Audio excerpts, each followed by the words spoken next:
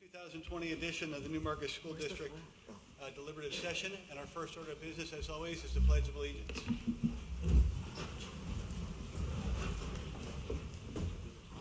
I pledge allegiance to the flag of the United States of America and to the republic for which it stands, one nation, under God, indivisible, with liberty and justice for all.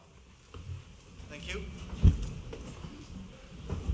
The next thing I'd like to do, hopefully everybody has had a chance to pick up a copy of the rules of procedure for the meeting. They haven't changed year on year. And the way this works is these are the general rules that I follow.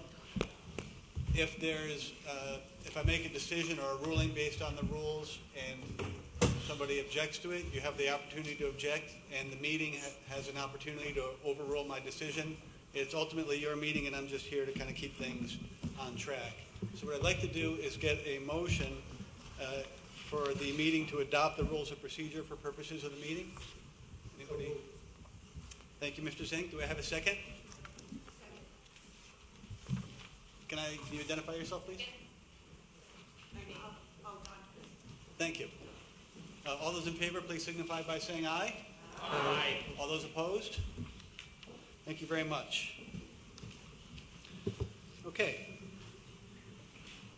The way this works is the articles as presented will proceed to the warrant unless they are amended on the floor. So we don't have to have a vote on each article. But if somebody wants to make a motion, wants to speak to the motion, obviously this is your opportunity to do that. And the second session of the meeting, the actual voting with the voting booths and everything, will be on March 10th between 7 and 7 in the town hall this year. And of course, a week from Tuesday, we have the primaries. So the primaries on the 11th, town vote on March 10th. The primaries will be in the elementary school. The first article before us is the election of officers. This is the slate of offices that are available in the school district this year. The moderator for a one-year term, school district clerk, school district treasurer, one school board member for a 3-year term, and one school board member for a 1-year term. I'm not sure if the candidates period is still open. It's not anymore. No. Okay. So you'll have an opportunity to vote on the slate of officers. The second article, and I apologize, it's rather lengthy, but I'm just going to go ahead and read it. And anybody can stop me at any time. Shall the Newmarket School District vote to raise and appropriate as an operating budget, not including appropriations by special warrant articles and other appropriations voted separately, the amounts set forth on the budget posted with the warrant or as amended by vote of the first session for the purposes set forth therein, totaling $23,176,613. Should this article be defeated, the default budget shall be $22,605,705, which is the same as last year, with certain adjustments required by previous action of the Newmarket School District or by law. Or the governing body may hold one special meeting in accordance with RSA 40:13, Section 10 and 16 to take up the issue of a revised operating budget only. Majority ballot vote required. The budget is recommended by the school board by a vote of 5-0, and the budget committee by a vote of 8-3. There's a note that goes along with warrant article 2, which provides that warrant article 2, the operating budget, does not include appropriations in any other warrant article. The total operating budget will be offset by estimated federal grant revenues of $500,000 and an estimated $380,000 in local, state, and federal child nutrition revenue, leaving a net budget of $22,296,613. The amount of $880,000 will not be raised by taxes. If passed, it is estimated that this article will result in an increase of $1.57 over the previous year's school tax rate of $17.59, which will result in a new estimated tax rate of $19.16. If defeated, it is estimated that this article will result in an increase of 99 cents over the previous year's school tax rate of $17.59, which will result in a new estimated tax rate of $18.58. Warrant Article 2. Would anybody like to speak to Article 2, please?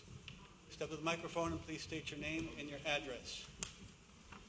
And by the way, anybody who's not a voter of the district, please move to the back of the room. Sorry. Yes, my name is Trish Simon, 510 Cushing Road. On this warrant article, I noticed that the Budget Committee was split on approving this, recommending this appropriation. Could the Budget Committee speak on the pros and cons of what they were thinking and why those who voted no voted no? Does somebody want to speak to this? Hi, everybody. My name is Mickey Burns. I'm chair of the Budget Committee. You know, I think if we really got deep into the reasons of why, we had 2 working sessions on the budget, and we had a lot of. Sorry, can you not hear me?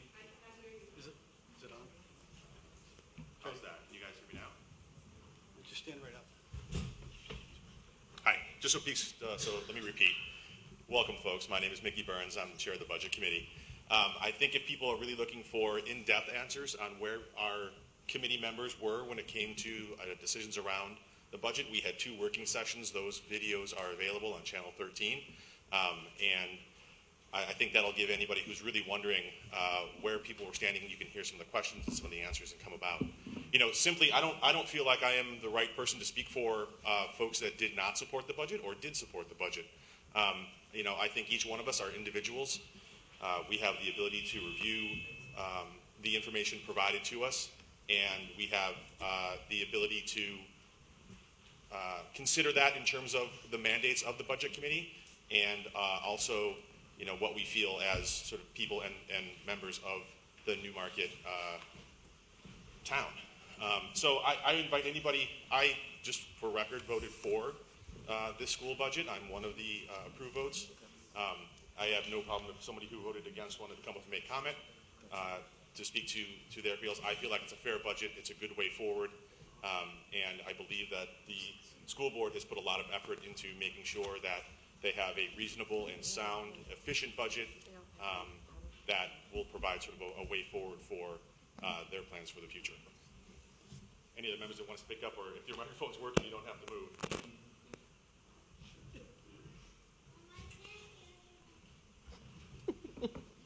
Any further comment, question about Article 2? Good morning. Hi, Lisa Henderson, 6 Maple Crest.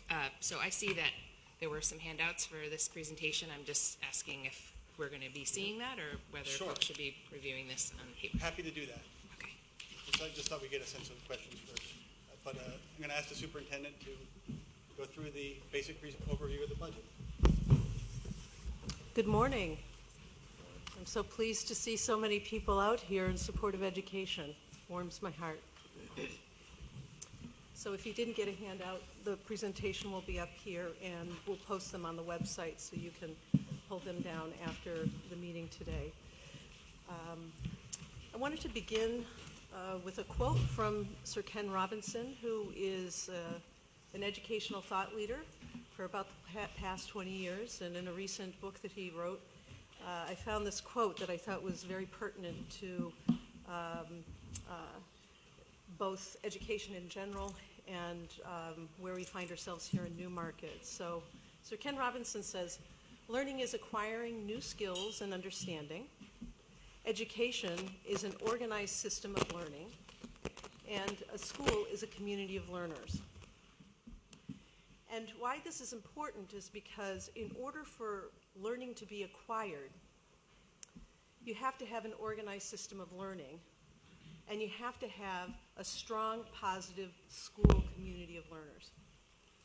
And without the latter two, the former is very challenging to accomplish. And so the budget proposal here today is designed around attending to a few budget priorities that will help us on the latter two. So first and foremost, in this proposal, we would like to sustain and advance some existing school improvement efforts.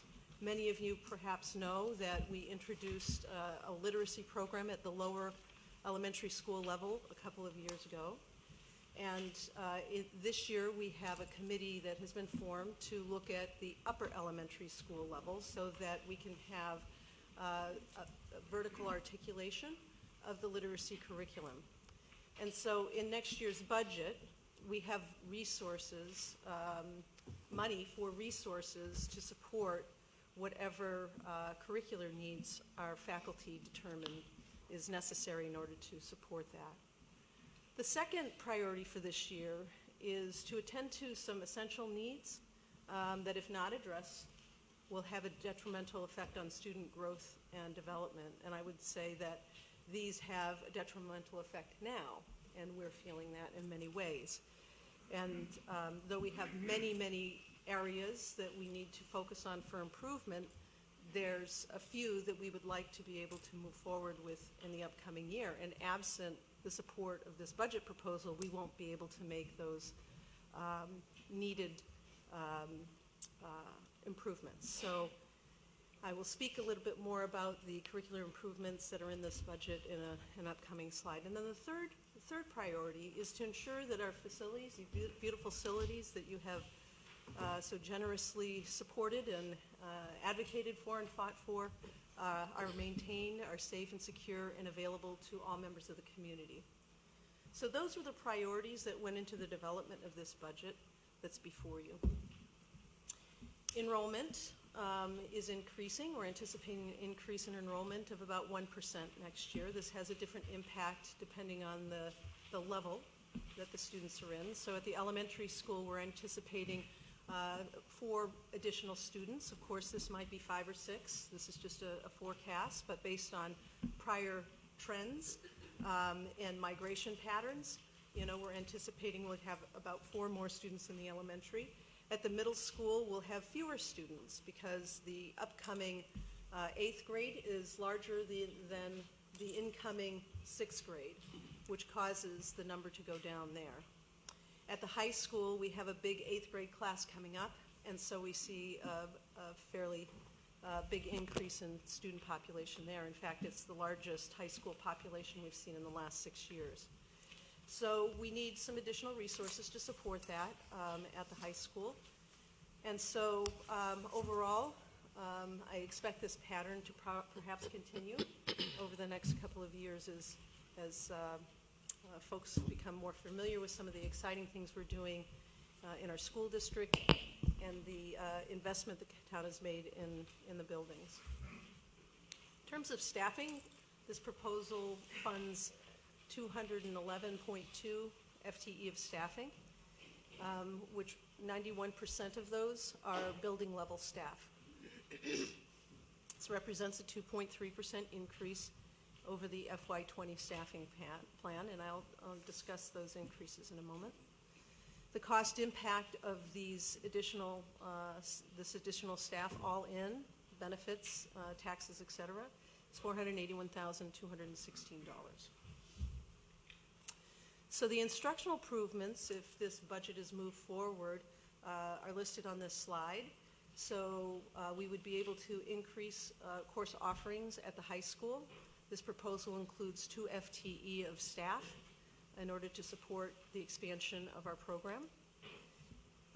It also includes a credit recovery program that would take place over the summer. So those students who are not matriculating or completing the courses during the school year and need some remediation can take courses in the summertime to finish that up, so we don't wind up in the situation we're currently faced with, where kids that may fail English perhaps, or social studies, science, or math in their freshman year have no way to recover over the summer so that they can stay on grade in the next year.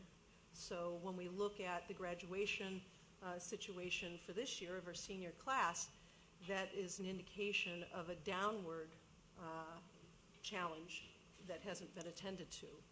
So this would allow us to be able to start to address the failure rate that we're seeing and has been seen for a number of years here. The third item is to address this 3rd grade reading program, but it's really upper elementary. I've already spoken about that, but there's funding in here for that. And then we would like to add an assistant superintendent to help us with staff recruitment, introduce and design an induction program, and prepare a curriculum and work with staff to implement a true mentoring program. We have a high turnover ratio, especially at the secondary level. And when staff come in, they need to have the support in order to be able to be successful. Many teachers coming into the profession, they don't have hands-on experience in teaching, and so they need to have the support necessary to be successful. So it's a combination of nature and nurture, I would say, that makes a good teacher. And good teaching, like in all professions, requires ongoing investment in the humans that are in front of your students, and to support them not only in their initial years, but throughout the course of their career arc. We don't have an assistant superintendent at this time, and as a result, we are struggling to support the staff that we have now in terms of their growth and development.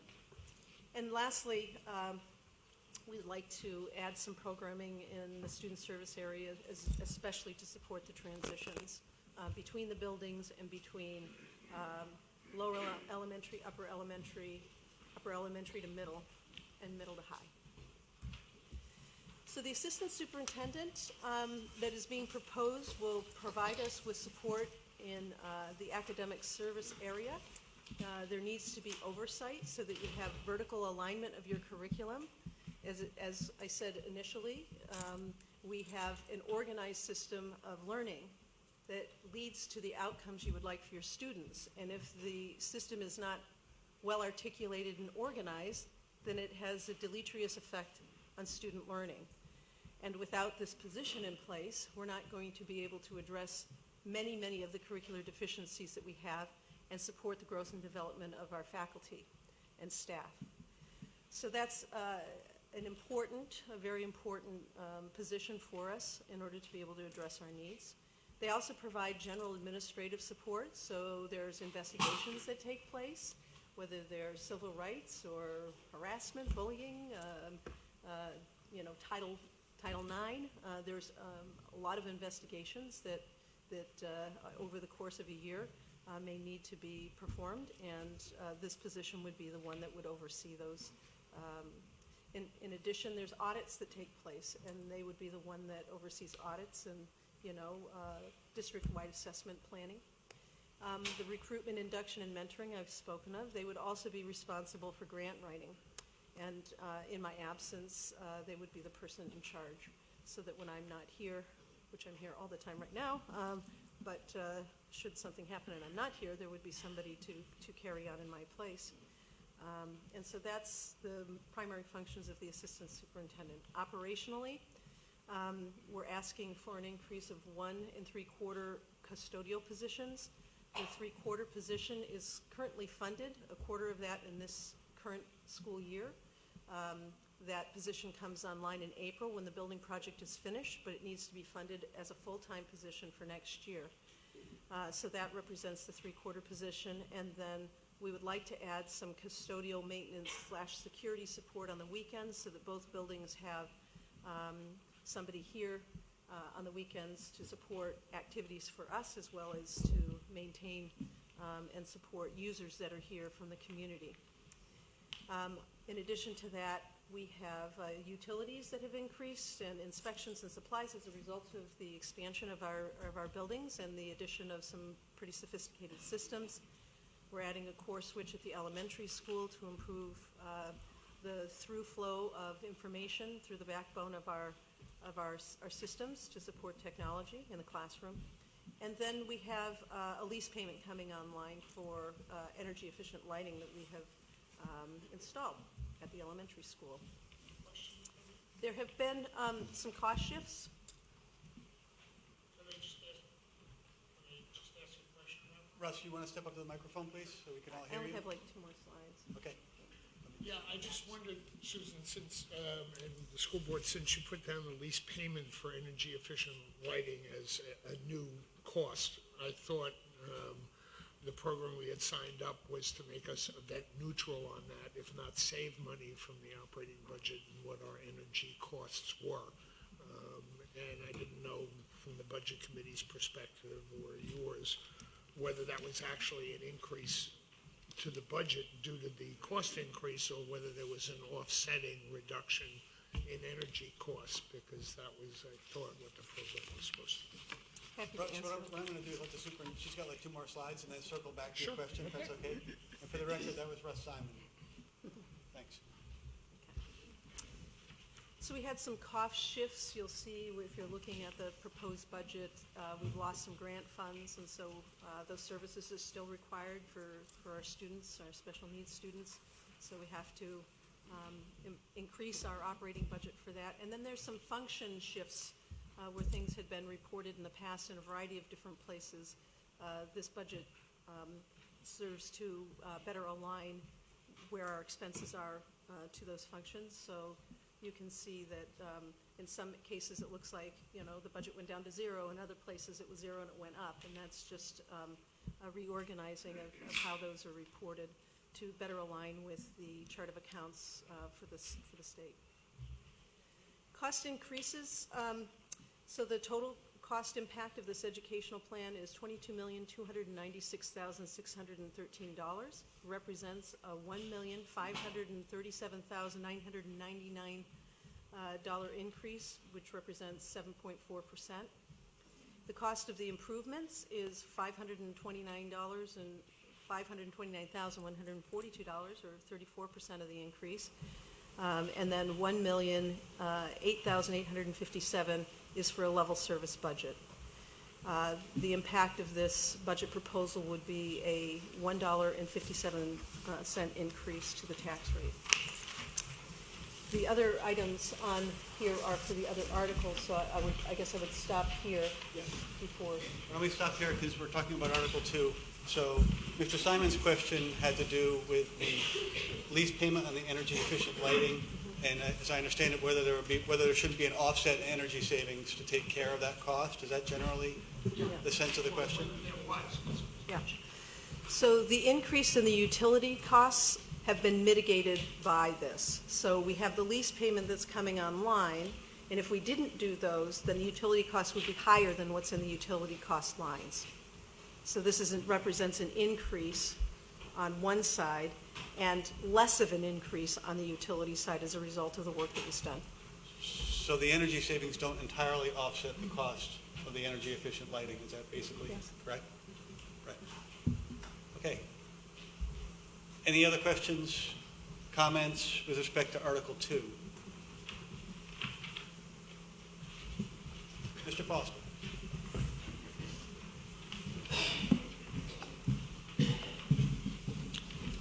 William Foster, 11 Langs Lane, was a 6-year member of the Budget Committee, 2 years removed. If I was still on the board, I would not be voting for this budget for a few specific reasons. Number one is the assistant superintendent position. I personally feel with a district of 1,000 students, already having a superintendent making $145,000, the addition of $154,000 assistant superintendent would be over $300,000 a year for an SAU of the size of 1,000 kids. We're just swallowed a pill of a new construction and renovation project, which increased our tax rate quite a bit. I firmly believe between a superintendent, principal, vice principal, 2 at the high school, 1 at the elementary school, paraprofessionals, teachers, IEP, 504 coordinators, there's plenty of staff to make sure that kids graduate and have enough credits. The problem is, and it's a direct correlation, is our turnover rate. We're not keeping people here. So spending money at the top isn't going to keep the people here that we need to actually be on the ground level teaching kids. I'd much rather take that $154,000 and put it in the teacher's contract. My question is, if this budget gets voted down because of the contentious environment in the school district, can they still hire assistant superintendent? Somebody want to address that? I don't know the answer. The simple answer is yes. Mike, why don't you? Yeah, Blue, the simple answer is yes. As you know from being on the Budget Committee,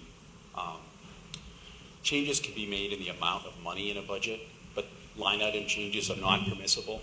So you can't, the public can't, structure precisely what the district spends its money on. That's the reason why I asked the question, Yeah. in case somebody wanted to come up and reduce the budget by 154,000, or they're just going to go and vote no. Can an assistant superintendent still be hired? Yes. The answer is yes, correct. The second part of the reason why, if anybody else wants to speak about the assistant superintendent. Well, they'll have a chance. Carry on, Mr. Foster. The other reasons is in the budget you have a lot of replacement of equipment and worn out material. I added up roughly $73,000. In the original bond for the construction and renovation of the school, there was a soft cost. I believe it was roughly $900,000, $950, somewhere around there. I'd like to know, where is that money and how come it's not being used for the current renovation and construction for the soft costs of new material. One of them is for the new equipment for science and unified arts. I'm assuming that's part of the expansion, so why isn't that cost coming out of that bond instead of being a budgetary line item? Somebody want to address that? Somebody, anybody? Yeah, Blue, can you hit me with that one again? Soft cost? What in particular are you?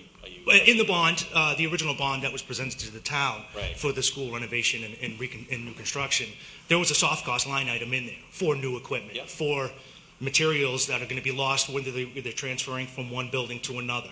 The science alone, just before the renovation, there was new cabinets put in. So if that's part of the equipment that we need now for new cabinets, how come we didn't use the old material and we're purchasing new ones, which are the old cabinets were roughly 5 years old? I'm just throwing that one out there, but that soft cost line item was out there for replacement of material and new equipment because of the expansion of the schools. Yeah, in part, we reuse some stuff. Blue, if you go to the science room, especially the physics room, I think we reused all the cabinetry in there. So that soft cost figure was we went over that a lot and sharpened our pencils with that. So that was a tight figure to begin with. The additional items are just for year-to-year stuff you would have in your operational budget anyways. They're not stuff that wasn't budgeted for, if you will, in the construction budget. They're just stuff you normally would have year-to-year to replace things. So. Okay, thank you. Thank you, Mr. Foster. Further comment on Article 2?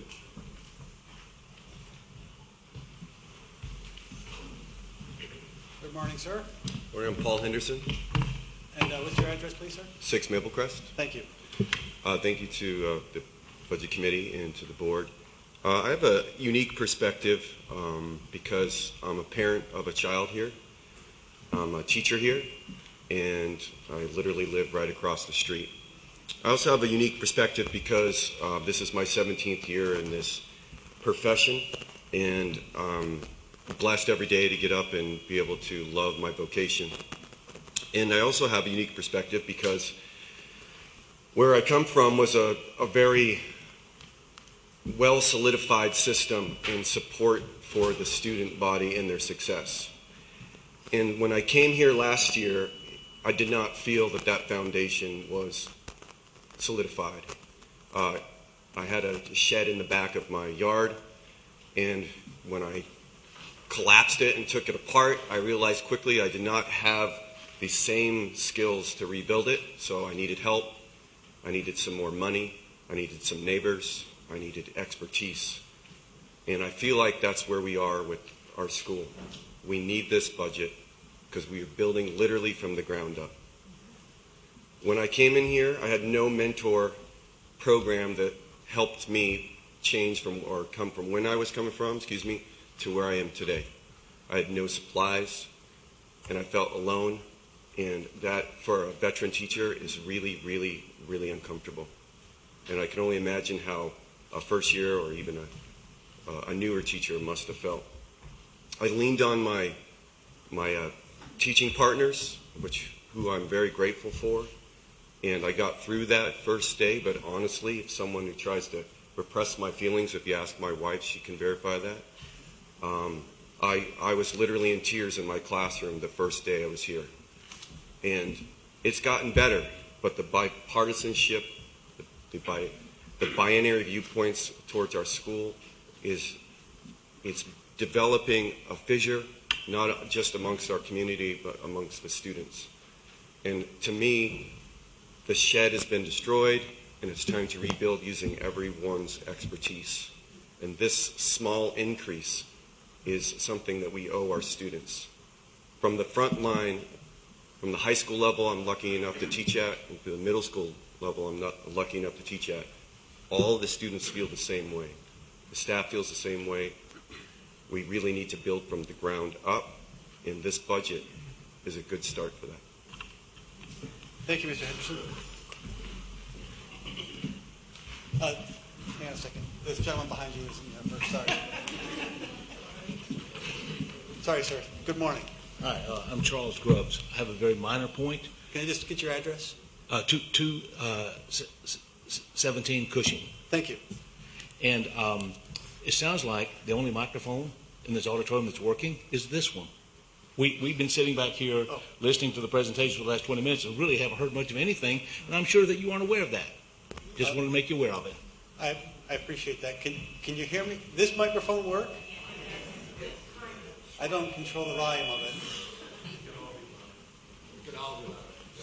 Okay, we'll do our best. If you can't hear, wave your hand or something, and I'll do my best. I don't know. Well, I'll try to speak more loudly. Good morning, Ms. Benson. Good morning. My name is Nicole Benson. I'll use my coaching voice if you want me to. I don't think. I live at 12 Mockingbird Lane. Thank you, Budget Committee. Thank you, School Board, for presenting this budget. Thank you, everyone, for coming out to the first of 2 votes. Yay. Small town. I'm going to express my support for the budget. I kind of have a 2-part question, not a question, 1 comment, 1 question. The reason why I support this budget is I feel that in off negotiation years of our teachers, last year we negotiated and voted on a teacher contract, and we support our teachers through supporting their families, like salary, benefits, and that's negotiated. That happened last year. We supported them, and I thought that was fantastic. The next level of support for teachers is giving them the support in the classroom and in the environment that they need. Curriculum guidance, the mentoring program that Mr. Henderson was referring to. So in these off negotiation years, the best way to give support to our teachers is through professional development. And having a point person for that and having a streamlined system to support that is what teachers thrive for. I used to teach many lifetimes ago, and that's what I looked for.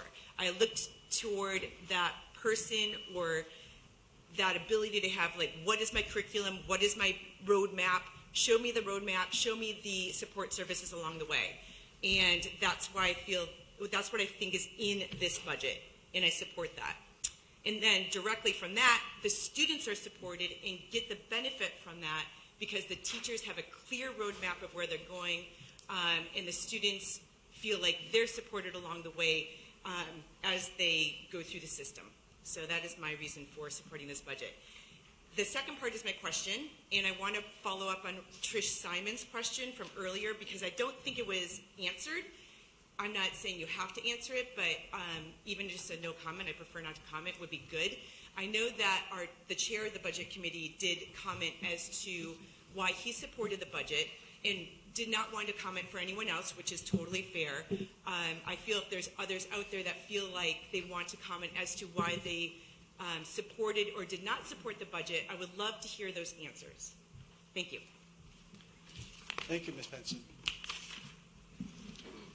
Anybody on the Budget Committee? You don't have to, but if you care to address that comment. This is twice now it's been called for, so. Nate, if you want to keep your voice up. I will try. Good morning, everyone. I'm Gary Swanson. I live at Wonderell Drive, member of the Budget Committee. Excuse me. I was hesitant to speak before because I think as a committee, we need to speak together. We do that by voting. And the discussions we have as a committee at the Budget Committee meetings. but since it's been asked for twice, I will sort of explain why, or try to explain why I have some concerns. As members of the Budget Committee, we have very little options regarding the budget to express our concerns to the school board, who I know worked very hard to create a budget they believe is fair. But as a member of the Budget Committee, I feel like I'm representing the taxpayers, and that's my primary job. As such, I was concerned with, I believe it's a 7% increase over the previous budget. Oftentimes when I walk my dog or go for a walk, I'll see an older gentleman who lives in the corner walking his dog. And when I think about these increases, I think about him. I think, can he afford it? I'd love to give the teachers, sorry, apparently I'm not articulating enough. I'd love to give the teachers as much as we could. I mean, and the staff and the guidance and the custodians and everyone, as much as we possibly can, but I think we need to also remember that there are these other people in town who are on fixed budgets and on fixed incomes. So we need to try to be reasonable, give them as much as we can without hurting these other people. So I had a really tough time with the budget. Some of the specific items was the assistant superintendent. Last year, or the year before, the previous superintendent moved the monies from the previous the previous assistant superintendent into the school, into the teacher leadership mentoring programs, and also for a vice principal. It's very disheartening to hear from Mr. Henderson that he didn't feel like he had mentoring and leadership. It's not right. It shouldn't happen. There is budget items for teacher mentors and teacher leaders. So if that's not happening, there's an issue that needs to be addressed. But we also don't want to spend money twice to do the same job. And if we need more people to do that, if it's a new job or the job needs to be extended, that's one thing. And certainly something that should be discussed. The other thing is, with all due respect to the superintendent, I have a tough time having a new superintendent who's her first time as a superintendent and first time in our school district receiving either $12,000 or $15,000 more than the previous superintendent. I have a tough time with that. I have a tough time when a brand new vice principal or assistant principal comes in and is making more than an assistant principal who's been at our school or in the profession for 20 years. So there needs to be some sort of explanation, offset, and the only way we really have to articulate our concerns to the school board is through our vote. Now I'm going to say something that sounds like I voted for it before I voted against it. Do you remember that line? As a member of the public, as a private citizen, I'm going to vote for the school budget. I hope there's a good discussion here today, respectful. I hope there's amendments if people want that. But ultimately, we need to realize that the default budget, as written, will really put our school in an awful situation. The default budget doesn't include, I think it partially includes because of when the contracts are done, but there are going to be increases to the school costs for transportation, electric, etc., that are not going to be fully covered or may not be fully covered within the default budget. So personally, I'm going to vote for the budget. I know that sounds contrary. As a member of the Budget Committee, I felt it was incumbent on me to express my concerns for the members of the public who are on fixed incomes, who have a limited maybe ability to come up here and speak about it, or who don't get a chance to go to all the meetings. So I know it's a bit rambling, but that's why I voted against it before I voted for it, if you will. So thank you. Thank you, Gary. Thank you, Gary. Yes, ma'am. Good morning. Hi, I'm Heather Rabb, 25 Hilton Drive. I don't have anything prepared. I wasn't really sure I was going to get up and talk, but oh, okay, sorry, talk louder. I just said I didn't have anything prepared, so I'm kind of talking off the cuff. I think Gary actually kind of said it well. I have concerns about the amount of money, the amount taxes have gone up over the last several years. And my mom recently moved here a year and a half ago, and she's on a fixed income. She's retired, and I worry about her and her taxes going up. So I understand the concerns of the community, and we just, are paying for this beautiful new school, and the teacher contracts just went up. I also, through word of mouth, the history of the town, that I think for years, maybe we weren't paying for things we should have, and taxes didn't go up as, for things that needed to be paid for, and now we're seeing the results of that. I'm going to support the school budget. I'm going to vote for it for reasons that Gary said, that it's not just about the assistant superintendent, it's about a lot of the other things that were mentioned. I'm worried when I hear about, for example, like the 8th graders that are taking advanced math right now are taking 3 hours a day of math every other day. So that's how it's set up. That's ridiculous. I mean, 3 hours a day at one time in one class for math. How did that happen? Why is our schedule messed up in such a way? I know of a 9th grader who wanted to take advanced or honors English. Academically, she's prepared for that and ready for that and wanted to have that on her transcript, but she also wants to take band. And there was, the schedule was messed up in such a way that you couldn't take both. So she had to choose, and she chose band and had to take a lower level English class. So just fundamentally, there's just things really broken, and I think Paul Henderson's explanation of the shed, the foundation and needing experts to help build it back up and get it to where it needs to be.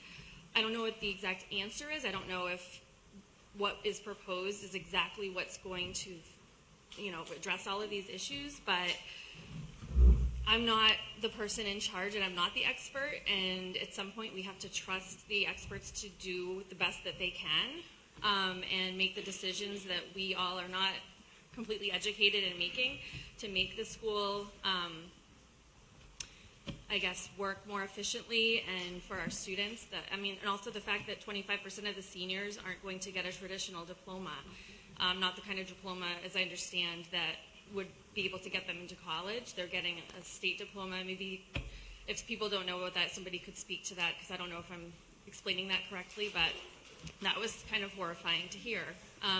So I feel like that sounds to me like things have slipped through the cracks, and for a few years now, maybe with the high turnover, things have gone unnoticed, unchecked, and we need leadership, wherever that comes from, to put things back together. Also, from what I understand, and someone can correct me if I'm wrong, this sounds like a new position, this assistant superintendent, but I remember a couple years ago we had Chris Andriski was our assistant superintendent, and he replaced Pat Valentine, who was our, I believe, curriculum coordinator. And I might be wrong, but I feel like we had that position, from what I hear, for 20 years.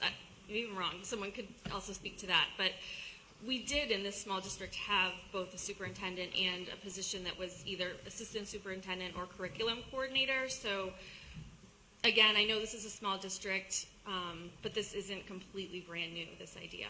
But that's all I'm going to say. Thank you. Mr. Cahill. Michael Cahill, 328 Ash Swamp Road. I'll be supporting the budget, but I do have concerns, and I want to thank Mr. Swanson for letting us know, the people who don't know, all the details.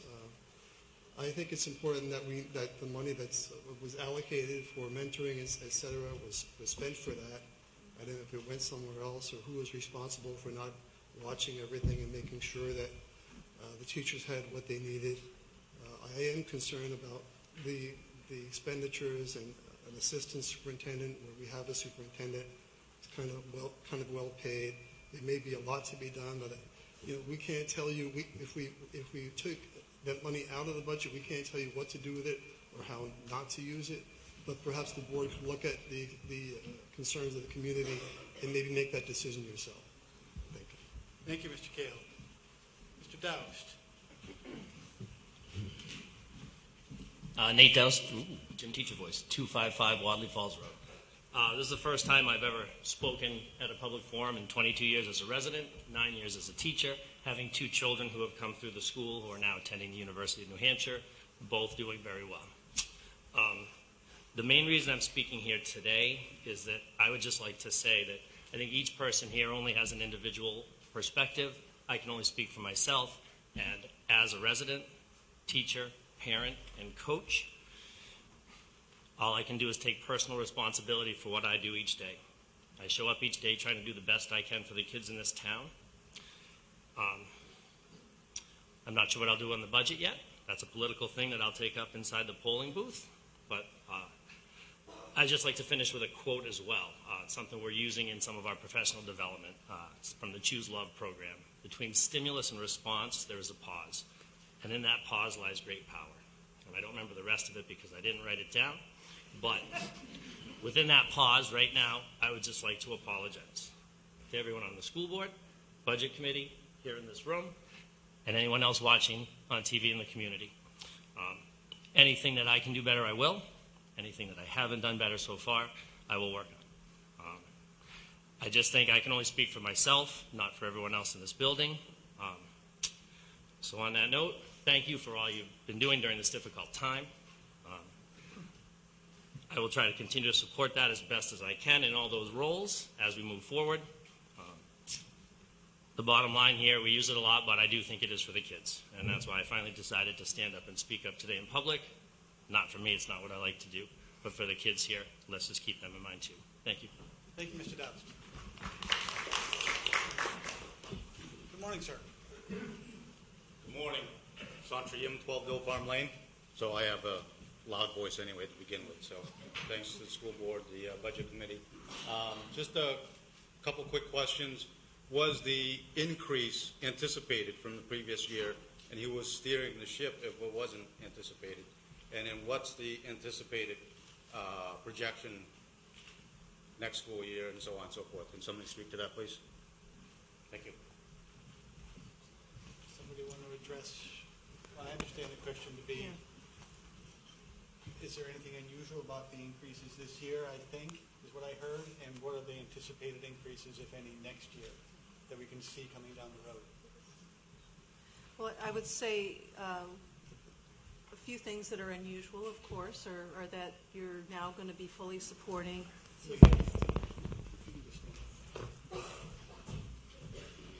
Can you hear me? Speak right up. Better? Is this better? No. So one of the big drivers of this, of course, is that you're coming into a new facility. And so you've expanded your space by hundreds of thousands of square feet, and you have facility costs associated with that. So the increase in the custodial costs, for example, and the additional utilities and things like that. Once that is built into the base of your budget, then those big costs that are coming online now will just be incremental. So if the utility costs go up because the costs go up, then there'll be a minor increase as opposed to square footage increase coming online in addition to that. So I would say in the area of facilities, you wouldn't be seeing those types of costs. In terms of adding additional staff, I mean, for now, with the addition of these 2 staff members, we'll add programming, and assuming that this is sufficient and we don't have any more student needs and we're able to address it, then I wouldn't be asking for that. However, if we find that we have additional student needs, if we have students on IEPs that need additional supports, then we're going to have to add staff in order to support them. Once the assistant superintendent is hired, you're not going to have a big leap for that because you won't need additional staff at the SAU office because your positions will be filled. In order to run a high-quality educational program for students, you have to have a certain amount of staff to support that. And this proposal will enable us to start moving in that direction. There is much of the foundation that needs to be rebuilt. And we can do it very slowly at a cost to the students and staff, or we can try to invest in the future so that we can attend to the needs that we know that we have right now, so we don't find ourselves in this situation again. Without the addition of the staff, we are not going to be able to make those improvements that are necessary to address the issues that we have. In terms of the long term, we don't have a business administrator that's been, looking at forecasting numbers. It is my hope that we'll have a full-time business administrator before the year's out, and once we can rebuild the internal controls in place for that, I'm sure that they would be more than happy to provide us with multi-year forecasting. But at this time, we don't have the capacity to do that. Thank you. Yes, ma'am. Good morning. Judy Boutant, 122 Cushing. I have just a question and a comment. It was said a couple times, and I know this was true, that we had an assistant superintendent before, and I think we got rid of that and had a curriculum director. Is this replacing, do we no longer have a curriculum director and it's replacing that? Is that what's going on? That'd be helpful for my sake to clarify as well. We do not have a curriculum director, and we do not have an assistant superintendent right now. So both those positions were eliminated, and we felt we still need them, and we're going back and hiring one person. Yes. We'll do both. Okay, great. Oh, okay. Just to clarify that point, the terms have been used interchangeably over the years. When Miss Ballantyne, who was with the district for many, many years, was in the position, it was called curriculum coordinator. And I think towards the end of her term, the title was changed, not the function, okay? And if you look around at other districts, they have, I think, in Barrington, for instance, has a curriculum coordinator. That's the title. Other districts have an assistant superintendent, but the functions are largely the same, typically. And we had one, like somebody mentioned before, Mr. Andriski, I think up until 2 years ago, was our assistant. So that's sort of the same role that Chris had? Yes. So it's reinstating a role that used to exist. And just my one comment, and I think it was to what the superintendent just said, I think we made sort of a commitment 3 years ago when we did the school, and to think for 1 minute that we weren't going to have increases, I think, as we all said at the time, was being, not foresightful.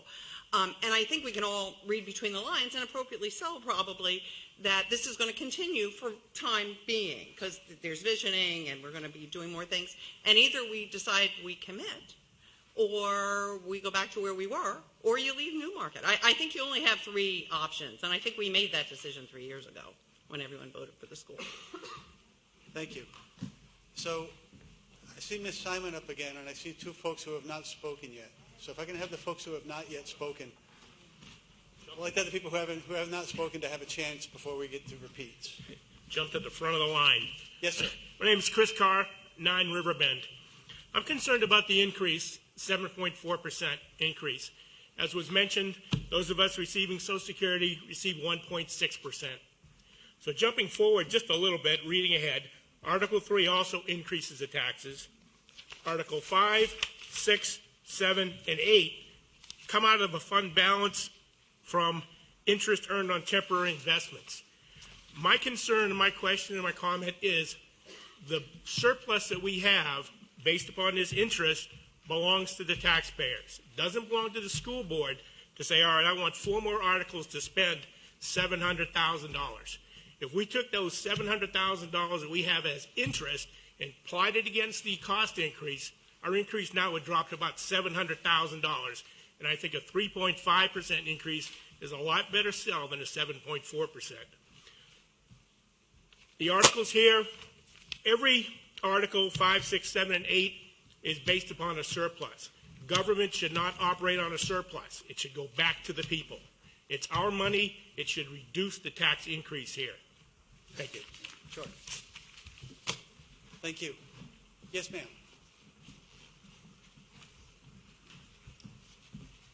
Ingrid Olberg, 44 Brialia Circle.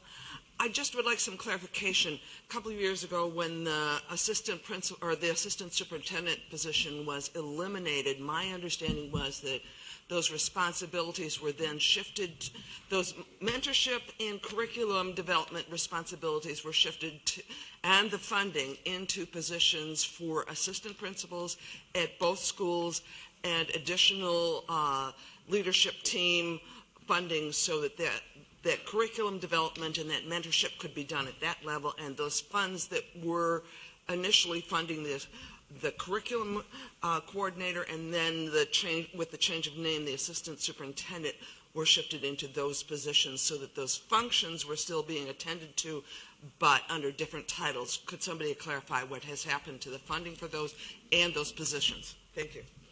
Does somebody want to speak to that? Anybody? Speak right up. I'll do the best I can to answer that since I wasn't here at the time and don't know what the ultimate plan was. What I can say is we don't have a mentoring program. What we had at one point was an assistant superintendent that oversaw those functions. They weren't the only ones to deliver the curriculum associated with mentoring and induction. There were small stipends given to teachers to help them to be able to have opportunities to also support those teachers. So what was essentially done is that the person who is managing and overseeing the recruitment, the curriculum for mentoring, all of the professional development, that was what left. What's still there and funded through grant money, not through your taxpayer money, are very small stipends of a couple of $100s for teachers to be able to meet with new employees and answer questions should they have them and need them. So for example, when they come in, if they don't know how to set up their grade book, then the mentor will answer those questions. That is not a mentoring program. And so what was eliminated when you eliminated your assistant superintendent was that entire function. That function is pretty significant and cannot then be added to the backs of your principals and assistant principals at the building level. They can help, they can support. If a mentoring program is in place, they can certainly and absolutely play a role because they're the ones responsible for observation and evaluation, and so there is a role that they play. I can only say that the assistant principals right now are not lacking for things to do. The assistant principals currently oversee student services. They don't oversee the development, the new assistant principals don't oversee curriculum development. That is not their role. They're predominantly focused on attending to the needs of students who have special needs, 504s, and also some general administration in the building. So I can't speak to what was before or what it looked like at that level. The prior superintendent clearly saw a need at the building level for additional support there and made a decision to do that. But the curriculum work with the teacher leaders can do a small part of that, but that doesn't give you vertical articulation of a curriculum. It just doesn't. And with as far behind as we've become, because we haven't had this position filled, the further behind you get, the more work that needs to be done. And so at this time, as Mr. Henderson said, we need to rebuild our school district from an educational perspective that will meet the needs of the kids in the 21st century. That is not in place right now. And without having the leadership necessary to do that, we're not going to be able to provide your kids with the quality education that they deserve. So I can't speak to what was or what isn't. I can only tell you where we are right now. I guess I didn't make myself clear. My understanding was that we were reassigning, there was an additional position, not just the principal and the assistant principal, but an additional person who was going to be functioning in each of the schools. And I'd like to know what happened to those positions. I think the answer is They aren't there. I think the answer is I mean, I don't know. What we have is one principal in each building and two assistant principals in each building. Right. Yeah. There's a second assistant principal, and previously we only had one, is what I was getting at. And you're saying the assistant principal, So not principals, plural. I'm trying to figure out what's happening, that we have 2 assistant principals, and my understanding at the time was that mentorship curriculum was then going to be shared, and there was an additional, that second assistant principal was there to share that responsibility, and that's what I was looking for clarification on. Yeah. Thank Right you. now, their full-time and attention for the new assistant principal is predominantly on student services because of the needs of the students that we're faced with. The mental health issues, not just here, but all over the country, of students today require additional supports that we haven't seen the likes of in education for many, many years. And so the demands for student support services, not just for kids on AEPs, but who have social and emotional needs, has caused an increasing demand for supports in that area. And so I can just say that the assistant principals that were added, their focus is on student support services, not on curriculum. Not on curriculum. Okay. Yeah. And I know we're in a unique year in that our assistant principals are not functioning the way we would envision, but then what would the responsibility for the first assistant principal be if the second one is taking care of student services? If they were in place, because obviously this year they're not at this point in time. Yeah. So there's a variety of different roles that are played by the 3 administrators that are in each building. So all administrative support.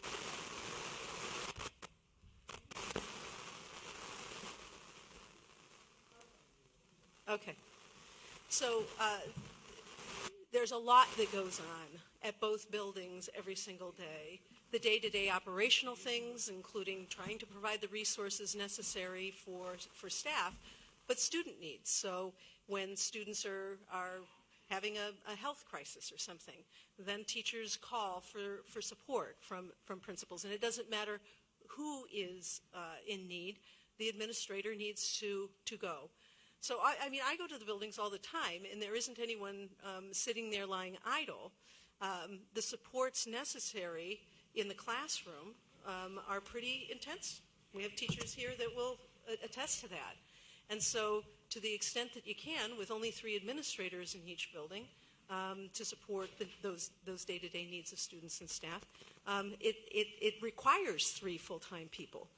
So it's not that in administration you get the luxury of being able to say, I'm going to only do this, or I'm only going to do that. But when you have, for example, at the elementary school, some really some rising and intensive needs of students, then that requires time and attention of administrators. So IEPs, meetings, just the meetings alone, our assistant principals are spending 2 and 3 days a week just strictly doing IEP meetings. That doesn't get them out and supporting the students and the staff when they're involved in those meetings. And so then that's at both buildings. So the assistant principals have a significant role in keeping a smooth operation of the school, and there is no additional capacity right now. There's a lot of rebuilding that needs to take place here, and I think nobody here that works in these buildings can deny that. And in order to be able to move forward, we have to have the people in the positions to help support that. It's not like we're adding positions here at a time when things are running well. The foundation for education has gaps in it, and the only way to fill them is to be able to make some targeted investments for our future. And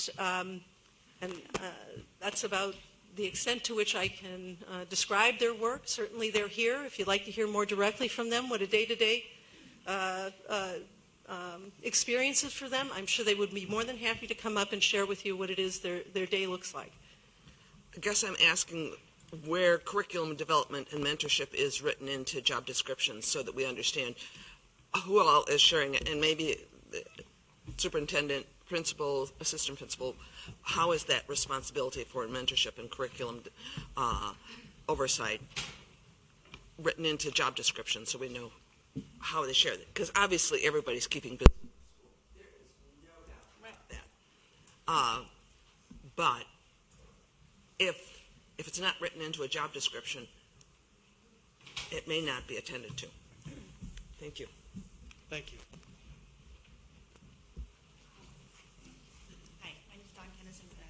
I'm sorry. 5 Wigan Drive. I'm sorry? Dawn Kennison at 5 Wigan Drive. Thank you. I just wanted to speak to what the superintendent was talking about. At the last school board meeting, Nancy Miller, an elementary school teacher, came up to the microphone and said they were missing the third administrator because Sean Pine is currently at the high school. So she put value behind having the two assistant principals at the school by coming and speaking in public about that.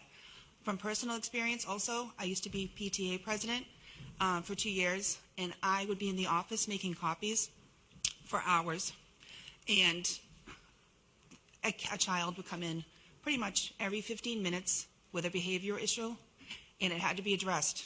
And if there wasn't an administrator in the office, it was an issue, and I personally saw it myself. Thank you. Thank you.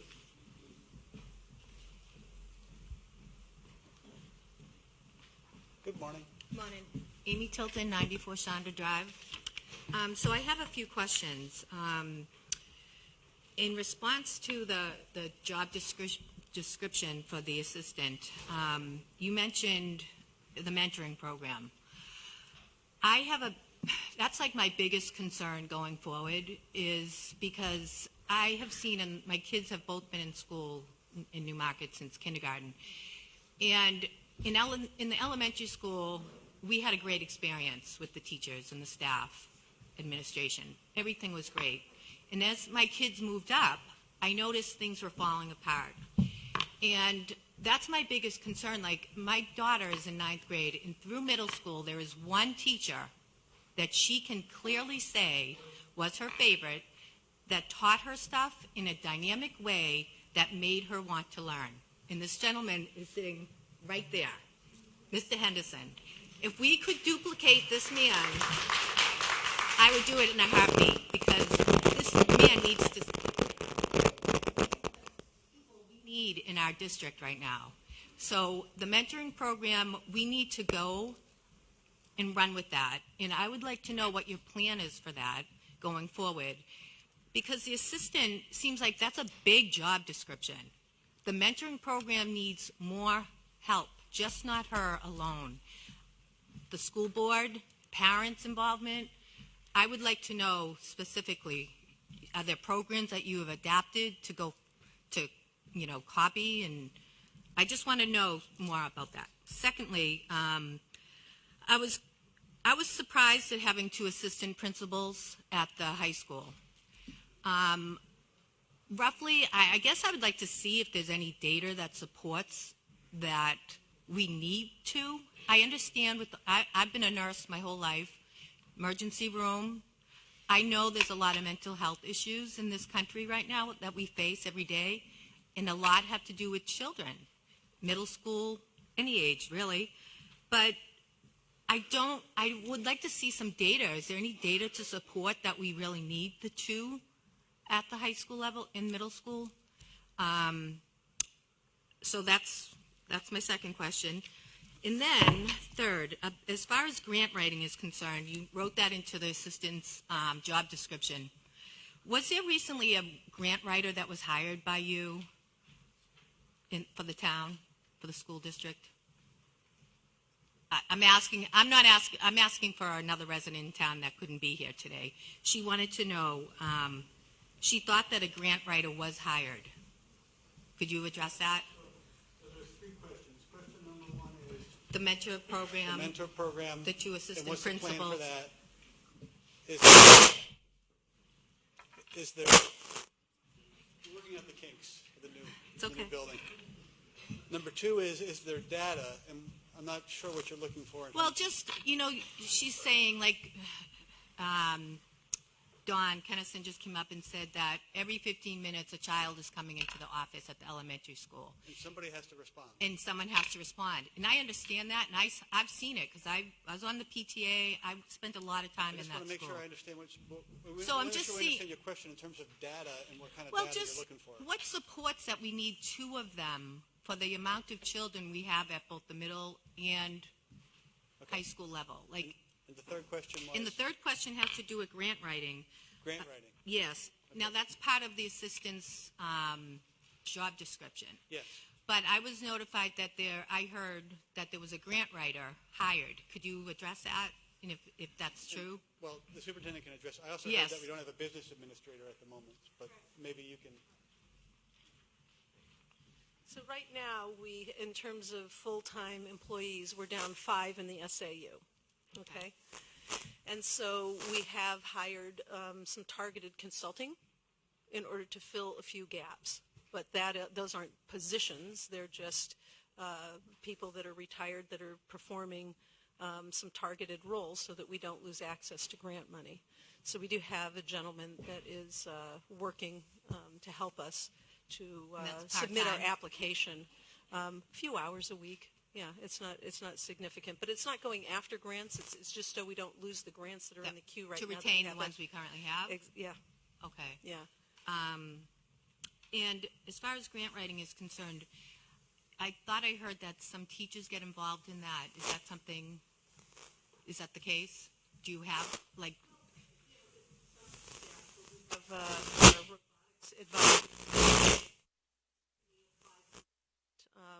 Because a robotics grant became available. So teachers can do that.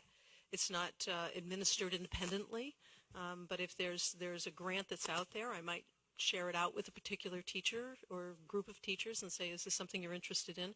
If the assistant superintendent is somebody that can stay on top of all grant opportunities, I don't have time to read all of it myself.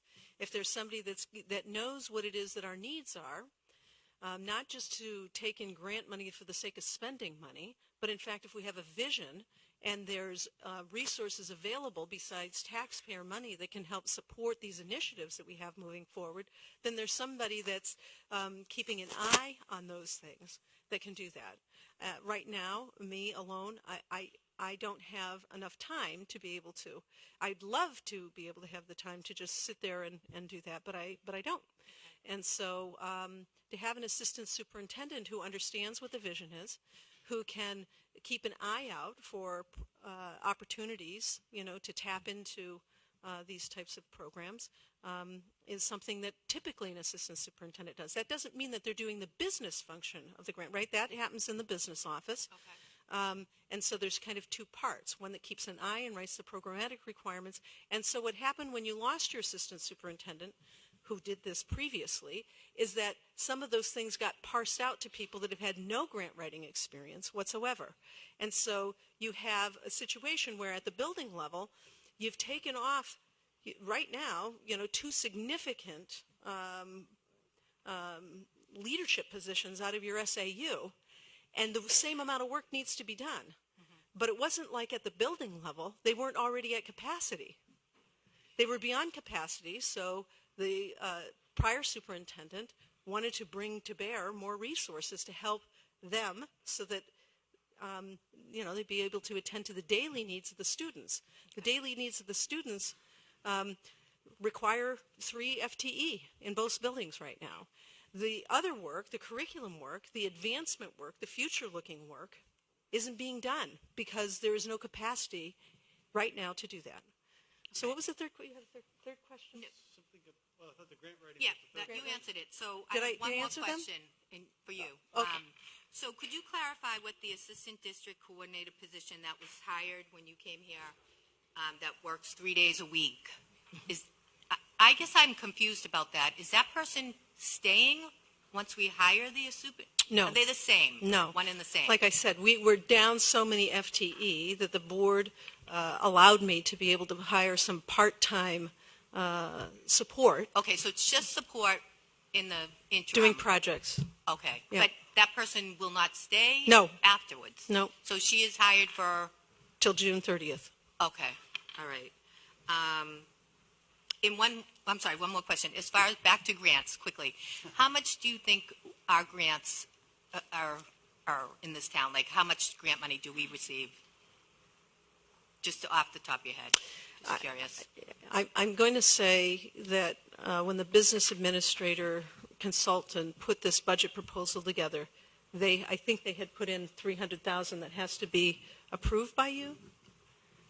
That's just existing grants that we have the capacity to write right now. And I think those are predominantly, I don't know that I know that they are the federal grants that are out there. The state grants, we don't have the capacity to go after other grants because we don't have somebody in place. Gotcha. Yeah. Okay, thank you very much. I think it's also important, because I've been on the school board, grant writing is not just a matter of filling out forms. It's a lot of work to put together a grant effectively. It's not just a ministerial thing. Ms. Rabb, thank you. Welcome back. Hi, Heather Rabb, 25 Hilton Drive. This is just really quick. I just wanted clarification. I'm looking at the numbers. So if the school budget passes versus if it doesn't pass and we go to a default budget, it looks like if it passes, it's only 0.50, like 58 cents higher than if it doesn't pass. Like the overall rate from what we're paying now goes up by 1.57, but the difference between passing and not passing the school budget is 0.58. Is that correct? You've done the math correctly. Okay, good. And then the other question, I just wanted verification from what I asked before. I wanted to ask the superintendent, is it approximately 25% of the kids do not have the credits to get a typical diploma this year? Is that accurate? Yes. Okay, one more question, stay up. And do you have the number of how many staff, what was our turnover rate from last year to this year in staff? I don't know if you know the exact number or roughly, or maybe someone on the school board knows. Yeah, it's in my budget. I don't have a copy of the report. It's right here. Okay, so certified staff turnover, secondary, so is it we lost 9 in fiscal year 19 and 11 in fiscal year 20, 11 in fiscal year 18, that's just at the high school? I just have to get to the page. Sorry.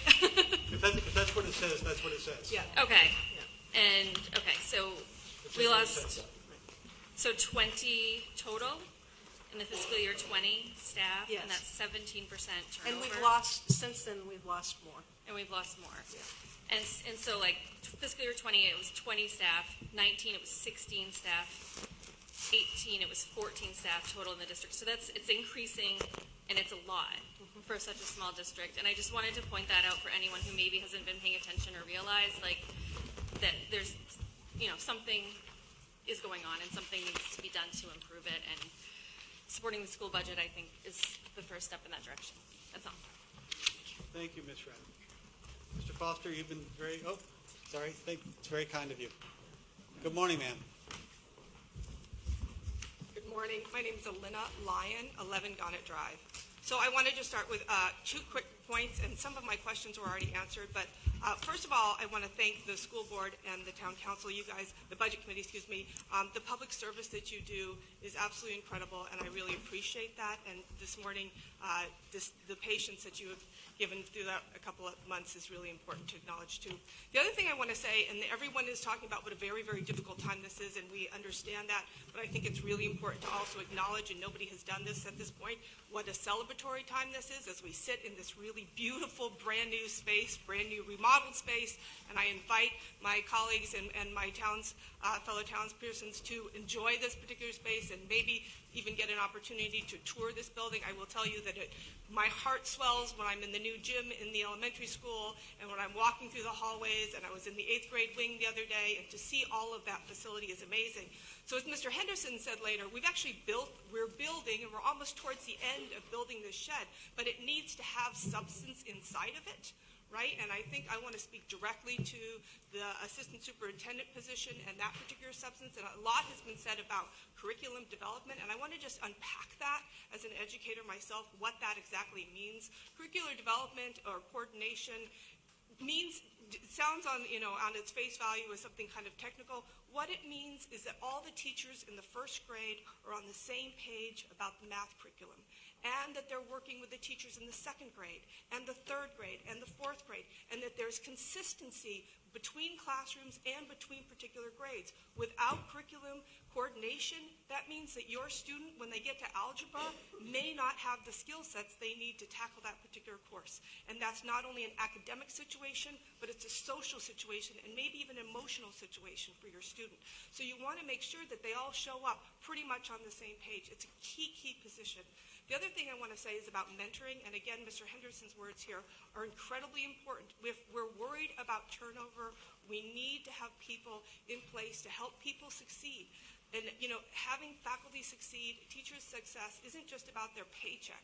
It's about the quality of education that they're able to give, the support services that they have to be able to do that.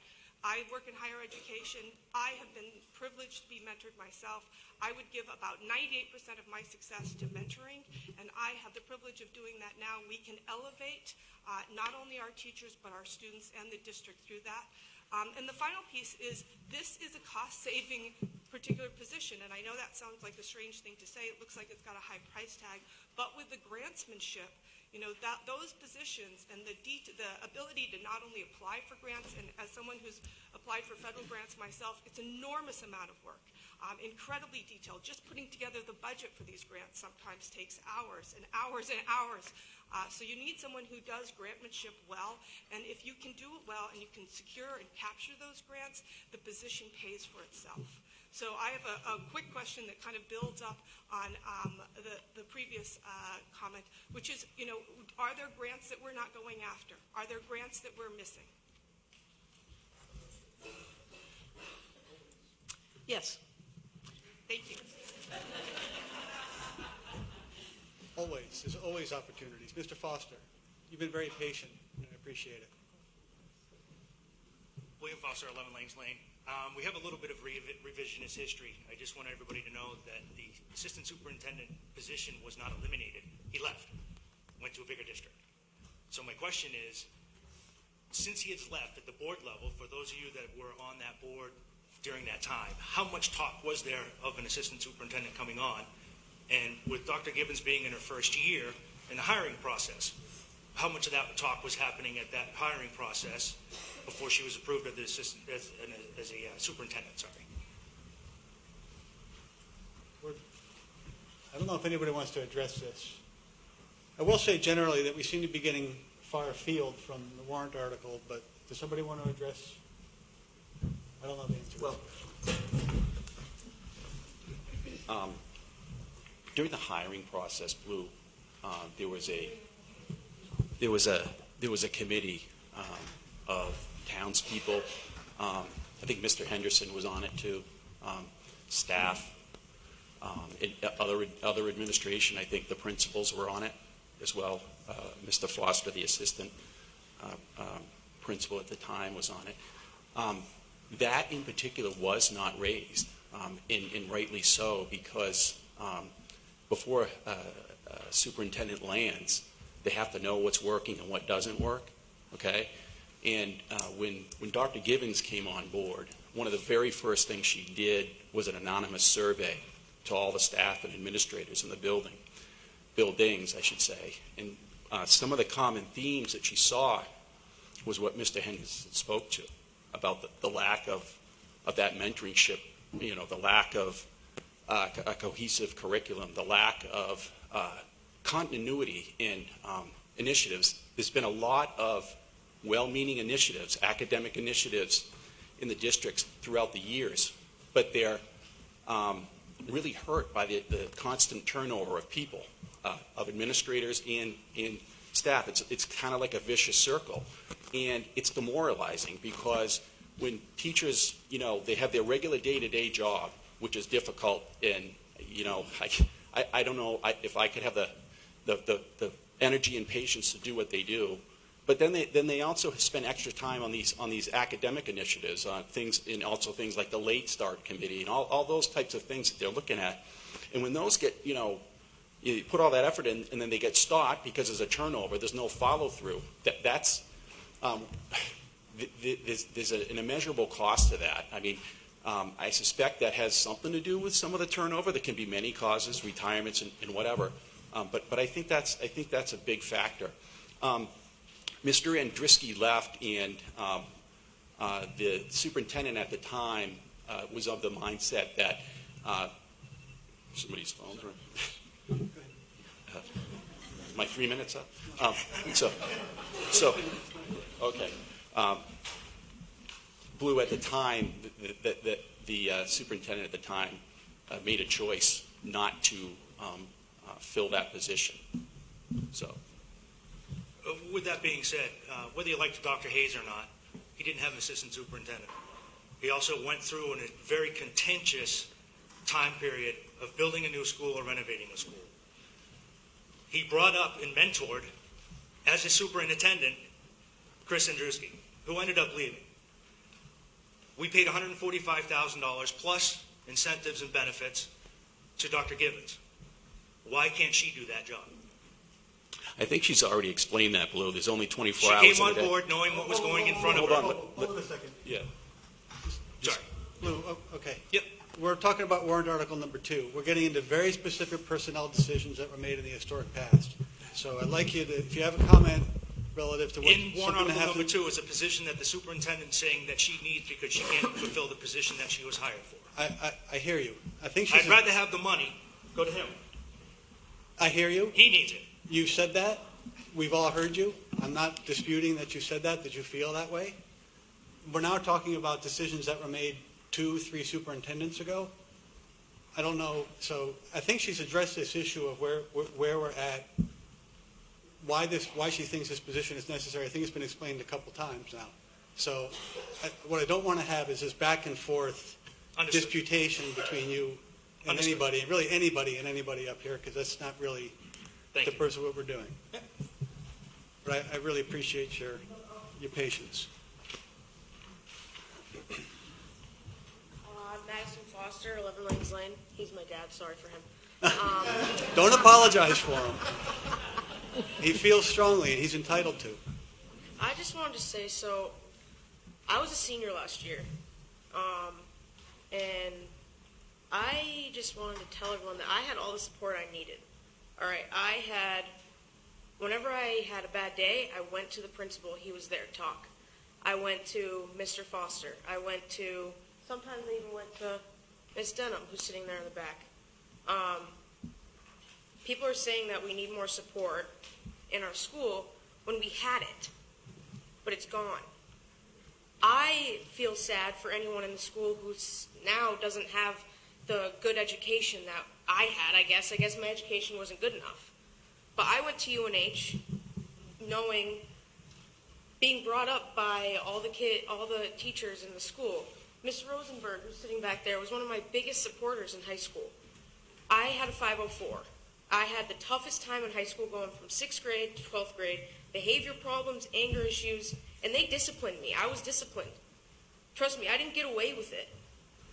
I may have gone out of class, called teacher names, but I had the support I needed, and I don't know where it went, but I know that my girlfriend is now in high school. She says that the school was not how it was last year. I don't know how it could have fallen apart in a year's worth of time. I love this community because obviously we care because there's people here. But I don't know, you guys, someone said that the assistant principal position was there and given when the coordinator left. So if that was given because the coordinator left, is that position going to be taken away when we get this new assistant superintendent? Because you put them there because that person left. So are they going to leave now? Because that's another salary we have to pay for on top of that. So is the assistant principal the second one going to be taken away if we do end up getting an assistant superintendent? No. No? My understanding is no. Okay. All right. Thanks. Thank you.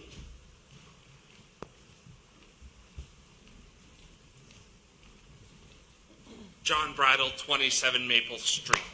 When the school board sat down and received the budget, I spoke up at public comment, and I asked you one thing. to put public education first over facilities. These buildings are beautiful, they are wonderful. But over the last 5 years, I sat silently while teacher positions were cut, administrative positions have been added, changed, whatever, and I said nothing. It is time for us to put education first. And what I would ask is, how many positions in the last 5 years were cut? We also are talking about the administrative structure and adding 2 assistant principals, or having the 2 assistant principals. In 2005 to when I left in 2013, there were 3 administrators in every building. There was the building level special ed coordinator, the assistant principal, and principal.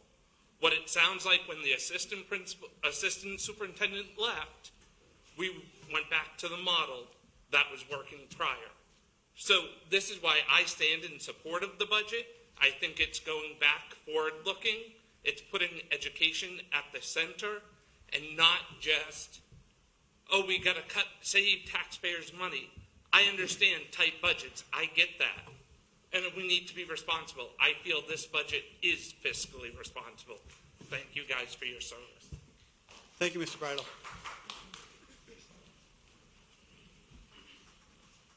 Good morning, sir. Good morning. Dan Hill, 52 Lady Slipper Drive. First, I just want to say thank you to everybody that serves on Budget Committee, Town Council, School Board. A lot of us realize that you're volunteering your time, and this is not your opportunity to make a political stance and build your, build your resume in that sense. So thank you. I look at you as a volunteer, and I appreciate the time and effort that you all put in. I just want to make a couple of comments on why I support this school budget. I have 2 kids, one in the middle school, one in the high school. My daughter is a sophomore. And our experience for the last 2 years, in the beginning of each year, has been very problematic from a scheduling standpoint and getting my daughter where she needs to be in order to be successful beyond high school, getting into the right classes, and so on and so forth. This happened before our current superintendent, and it's happening in the early onset of her tenure here. So I don't necessarily think it has anything to do with that particular change. Luckily, my wife is an educator herself, and she helped advocate tremendously for my daughter, and she was able to get into the right classes, and she has some wonderful teachers. But it was very clear to me for the last 2 years that we just don't have the support that we need. We don't have the people that we need, and we need an assistant superintendent, and we need assistant principals in that building. Otherwise, this problem of 25% of the children maybe not graduating with the amount of credits necessary to get into a 4-year college is only going to get worse. We need more people paying attention to this, and it's an investment in our children, it's an investment in our school, and it's an investment in our town. And I don't know if I'm allowed to do this, but can I make a motion to vote, to close and vote? We feel like, I understand that. I'm just making a motion. We've been here, for an hour and a half, and I think a lot of things are getting reiterated. And that's, again, my opinion. So I'd like to make a motion. So there's a motion on the floor to move the question. Is there a second? Second. So I have a second. Now, at this point, your moderator has to actually earn his $150. Because there's 5 or 6 people waiting to speak. But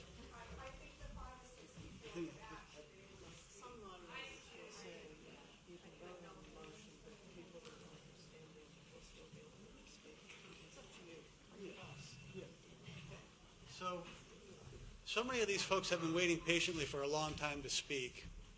What I'd like to, we can vote on the question, but I'd like to give these folks an opportunity to speak if they care to, either way, just as a courtesy. So Why don't we defer motion on that, defer action on that until these folks have a chance to speak? They have been waiting very patiently for a long time. So please.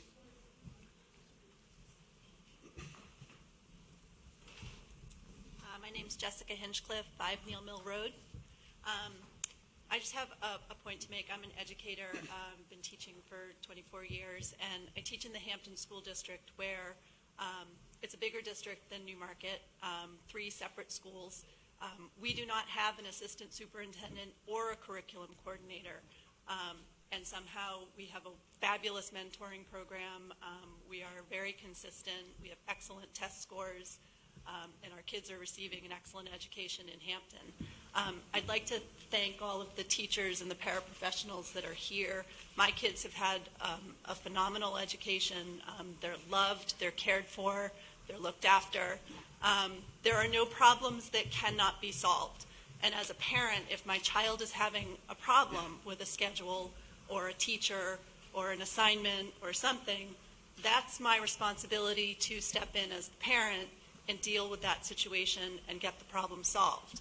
I feel like there's been a lot of teacher bashing, a lot of, we're not giving our kids the education that they need, and we're not giving our kids enough credit. I'd like to thank the student that got up. I think if we let more students get up here and speak and talk about how they feel about their education, you would hear that they're pretty happy. Yes, there are going to be, parents and students that are having a difficult time, but like I said, problems can be solved. Individual problems should be solved. But I don't think an assistant superintendent is what we need in this district. What we need is more salaries, higher salaries for our teachers so that we have less turnover. We can keep good teachers. I'll tell you, in Hampton, I'm paid a good amount of money, and we do not have a high turnover rate of educators in our district. You get the staff in the schools that are working directly with the students, that are help supporting the teachers with curriculum that way. That's money better spent than at the top. Thank you. Good morning. Hi, Gretchen Cast, 125 Main Street. I wanted to get some more information about the turnover and the ROI on hiring an assistant superintendent to address that. I know from my experience on the council that when we looked at a similar issue with the police department, onboarding a new officer was estimated to be $80,000 to $90,000 per officer. So I know when you have that kind of turnover, there can be a really high cost that's maybe hidden a bit under the covers. I don't know where that's coming out through the budget right now to cover those kind of costs. But I would expect that if you feel the solution is to hire an assistant superintendent to address turnover, through mentoring and the other programs, what are your expected targets so that we can see the cost savings happening in the future if you hire an assistant superintendent?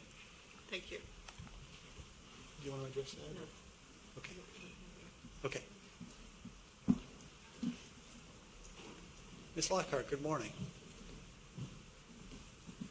Kathy Lockhart, 35 Bay Road. I have 2 questions, and it is about the assistant superintendent position. The first one is, I see that we have bullet points about what the responsibilities will be for that position. And my question is, what percentage of the job will each bullet point be? Anybody? I think the answer is it depends on the needs.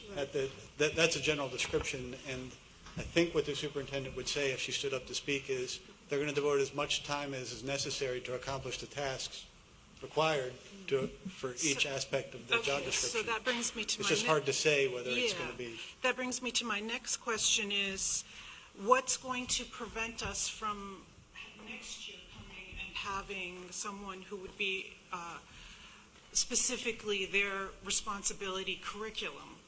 I think what I'm hearing here is that these positions have been allocated to people, and then they don't, they sort of get absorbed by other parts of their job, and then the next year, we are told we need this position because there's too much of this job, and they had to fill it with other things.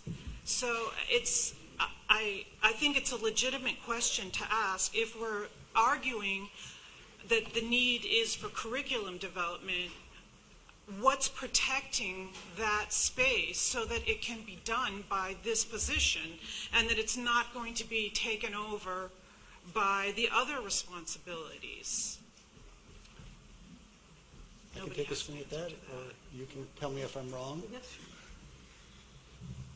No answer? No, what I'm going to say, I was just checking with the superintendent if it's okay if I take a swing at it, and then she'll say if I say something wrong. Yeah. It's clearly been identified here in this meeting. I'm sorry? It's clearly been identified here in this meeting, and from what I've heard this morning from the superintendent already, that curriculum development and retention are viewed as critically important issues for the district to face now. So it becomes the superintendent's responsibility to make sure that the assistant superintendent is devoting the time and getting some measurable, tangible, positive outcome with respect to those issues so that the school board can make sure that those issues are being addressed and the superintendent can make sure those issues are being addressed. And everybody in the public can keep an eye to make sure that those things are being addressed. So I think it's like any other position. It's the superintendent's responsibility to make sure that those issues are addressed, and if there's no tangible results, then a lot more hard questions get asked, and But I'm asking that's the nature a of the slightly job. different question. I'm sorry. If you're planning for this, there had to be some estimates of what amount of time would go to those particular duties. I mean, and that hasn't been done? Well, Their full time and attention would be going to those specific duties. So certain things happen cyclically, okay? For now, when they come on board, a program has to be developed. You can't implement something that doesn't exist. So whether it's a mentoring program has to be developed, looking and assessing where we are in our curriculum cycles. You know, we have some information on that. They'll take a look at that. And then from there, we'll chart a course forward. So would you say 50% of the job will be curriculum development? Could you estimate that? It depends on the time of year, right? So in the summertime. For a total year? Yeah. I've never thought of it in terms of percentages. If you were to think of it. I would say that their full time and attention would be given to this. Some of those responsibilities, many of those responsibilities, are absolutely not being done at all right now. And that by adding this, certain pieces that were sent to other positions, for which they don't really have the time to tend to, will come back up, which would be the number one? Which would be the thing that the other? Well, initially in the summertime, we're probably going to hop on the mentoring and induction program because we're going to try to onboard people when they get here. Okay. We want to have something in place. So once the school year begins, it's really hard to do a lot of curriculum development and curriculum assessment if the teachers aren't here. So certain things, that's what I'm saying, certain things are done at different times where you focus your attention on it. So, I mean, I've just never looked at it like, okay, how many months have you, I just, you know, on the spot standing here, I don't want to give an answer that is completely arbitrary. And so what I'm saying is that they will give their full-time attention to curriculum instruction and assessment, vertical articulation. They'll be giving their full-time attention to developing a mentoring program, to working on professional development. First, they have to assess where we're at. They need to be onboarded themselves and become familiar with us. And then we can start to develop programming that addresses those needs. So we have a NEASC. So it's possible that 25% could go to curriculum development and 75% could go to grant writing? No. It's not possible? No. That would not happen? No. Okay. So 50% is possible? For curriculum development? Yeah. For looking, yeah, absolutely. Okay, that's what I just wanted to know. Thank you. Thank you.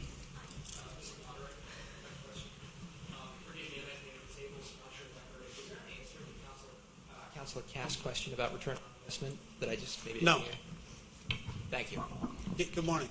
Morning. Christina Cochran, 15 Spring Street. I'm standing up here as an administrator in the district, and I've been working in the district for 13 years, having started as a case manager at the junior senior high, working my way up to a building coordinator position for special ed, and now an assistant principal for student services at the elementary school. I wanted to address some confusions as far as my understanding about the loss of the assistant superintendent position. So 2 years ago, the assistant superintendent position was removed. Prior to that, however, there was a building coordinator for special education who went between the two buildings in this district, and that was myself. And prior to that, it was a gentleman who I took his place of. That was not efficient, and I think we quickly saw that as a school district, that having a person travel between two buildings to run 50 meetings per week, perhaps, was not efficient, and we were not getting the administrative needs that we needed in the building. And with the increasing student needs that we've seen, obviously that was also not efficient. We have a higher needs of, again, students coming into the office with behavioral needs, and we require that support for those students. So it was my understanding that as the building coordinator at that time, the money was removed from the assistant superintendent position to be put into having a building coordinator at both the junior senior high and the elementary school, as well as also having a data manager. We have since lost that data manager position, so now our assistant principals in the building are taking up all the testing responsibilities. Myself having to go in and set up testing groups of 50, 60 groups of students because of our high need of special needs students in the building. So that building coordinator position was then moved into the assistant principal for student services position in the buildings. So I wanted to provide my clarification as far as I understood that position. In addressing the need for 3 administrators at each building, I've heard some people ask if that is needed.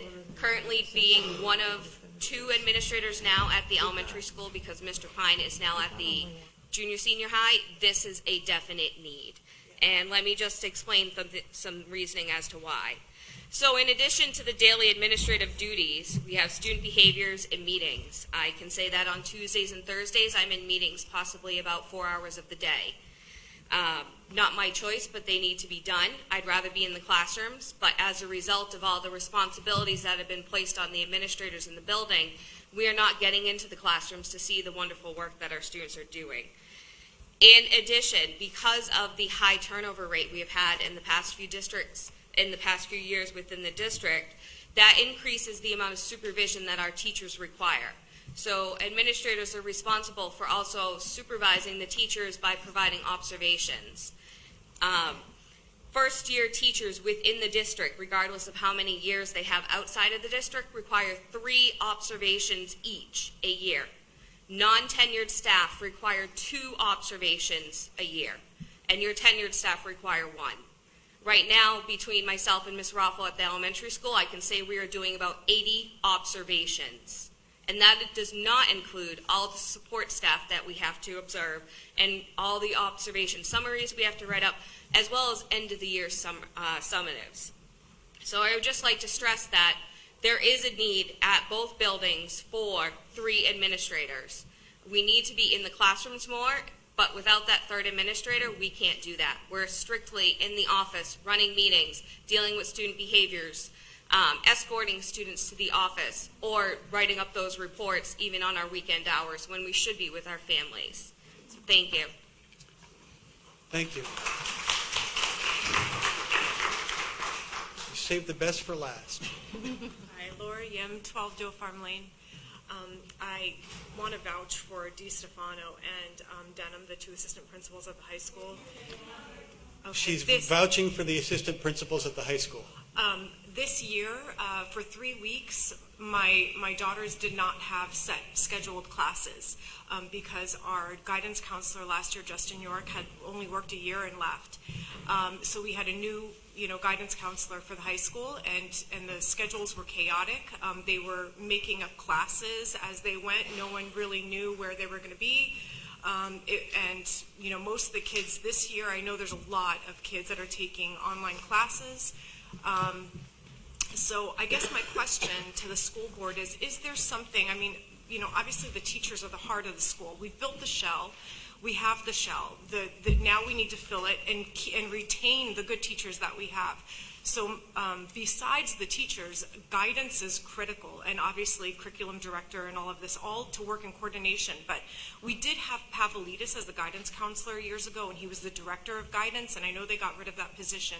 And my question is there someone that can help the guidance department out basically and act as a director? Is it built into the budget already? Are you guys planning on it?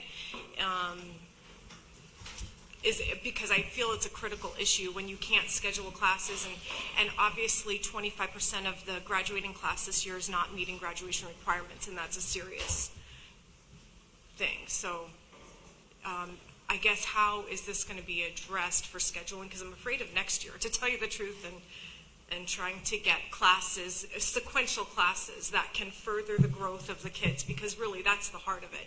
And we want to send our kids off to colleges, capable of being in a 4-year college. So.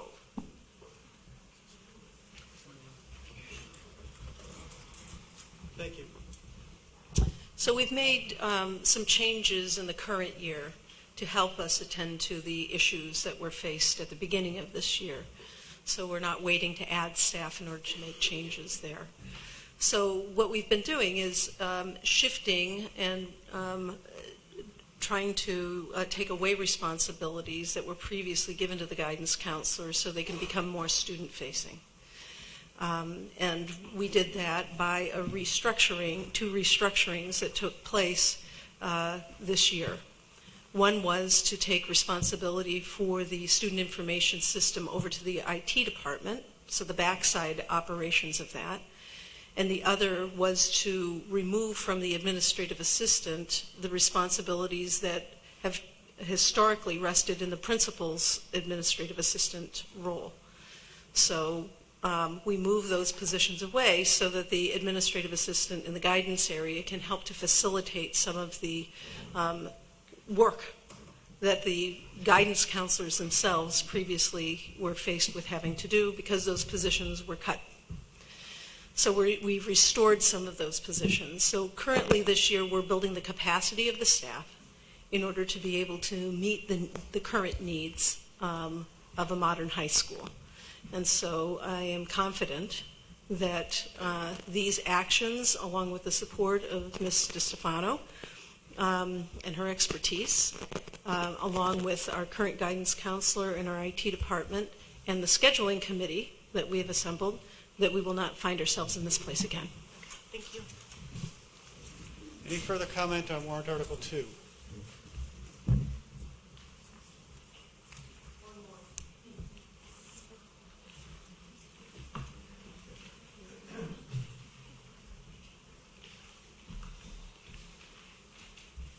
Good morning. You heard me say saving the best for last, and Yeah, you said right? I've got to be the I had last. to come up for that. Jen Polishano, 2 Pond Street. I just keep hearing a lot about this 25% of students not getting the proper diploma.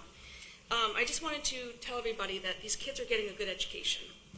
Just from the class of 2019, we have University of New England, University of Tampa, UNH, San Diego State, Montana State, RTI, University of West Virginia, New York School of Film, Emmanuel College, Temple, University of Maine, University of Southern Maine, and Simmons, Utica. These kids are going to college and they're getting good educations here. It bothers me that people are using the 25% and like they're not getting a good education. They are. So let's just all remember that. Thank you. Further comment on Article 2? Seeing no further comment and no motions to amend have been presented, Article 2 is going to proceed to the warrant as presented. Now we have an important housekeeping issue because the town meeting was scheduled to start at 10:30, and I am required to, what we're going to do is convene the town meeting, recess it until noon, and then carry on with this meeting. But in order to do that, everybody has to go out and check in for the town meeting and then come back. So if folks can go do that, we're going to reset. We're going to take a brief pause in this meeting, please go register for the town meeting. And then come back, we'll convene the town meeting, then we'll carry on with the school district meeting. Chris, if I may, I'd like to offer a motion to limit reconsideration. I'd like to make a motion to limit reconsideration. We'll take up your motion when we come back. When we reconvene the school district meeting, we'll take up your motion.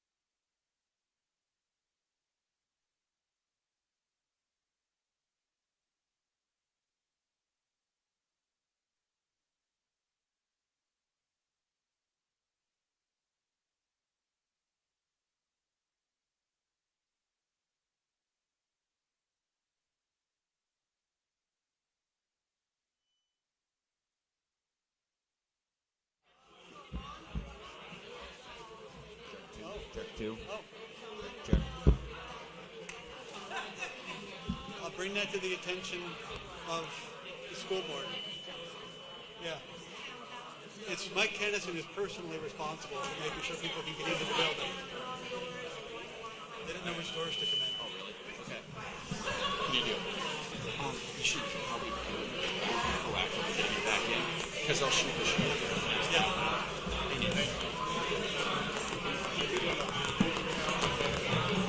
Yes.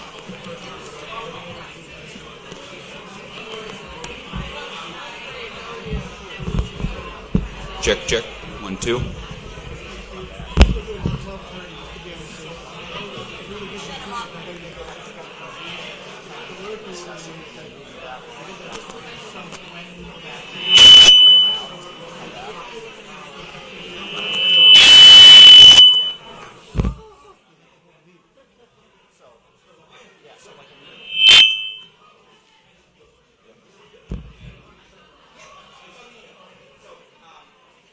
Check, check. 1, 2, check, check.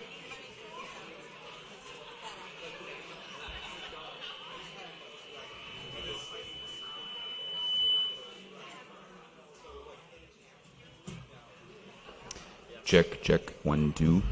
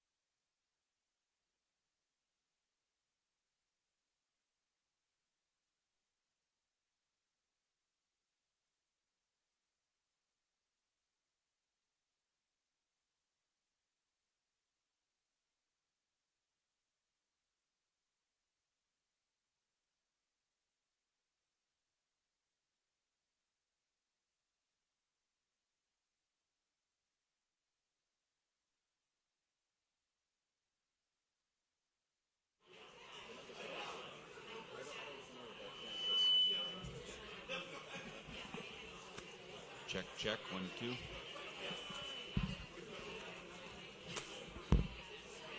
check, check, 1, 2, 1, 2, check, check. They're still lined up to check in. There's a long line. I can't. Oh, they gotta. I gotta check in. These are two different governing bodies. Right. And I don't feel right convening the town meeting when nobody's checked in. Everybody's checked in. We're going to convene the town meeting, and we're immediately recess the town meeting to 12:30. Then we're going to jump right back into the school district. No, we're not. Here we go, check, check.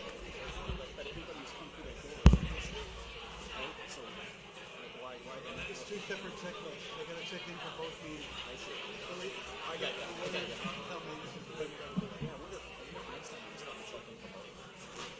They never do it that way. Yeah. It's unusual. This is how long it's gone. It's just two different hats. Yep. I'll put on another hat. Check, check, 1, 2.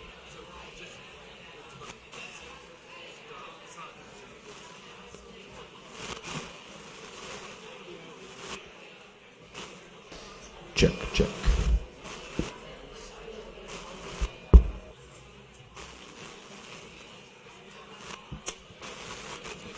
Check, check, 1, 2, 1, 2, check, check.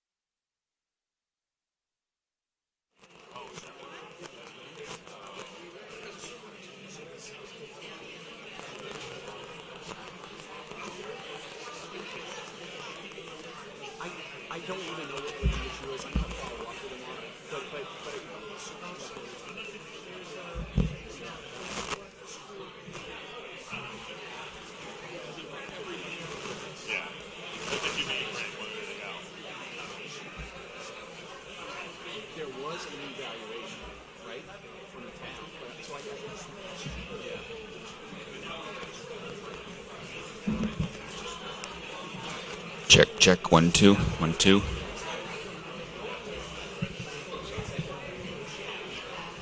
Because that's what gives you what your increase is, right? That, I mean, if your apples to apples.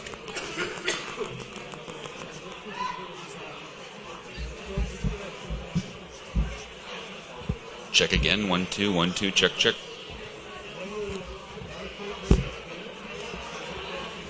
Keep talking, check, check, check, 1, 2, 1, 2, here we go. Check, check.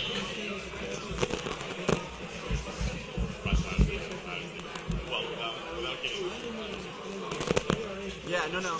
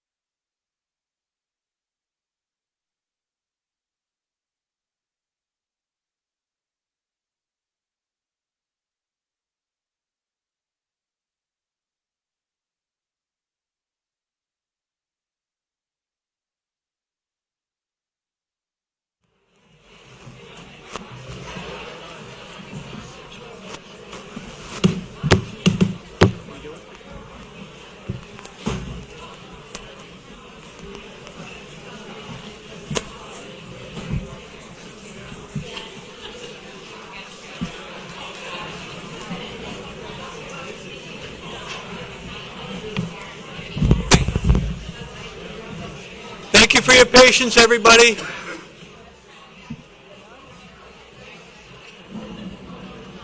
Please find your seats. Follow Al Zink's example. Thank you, Al.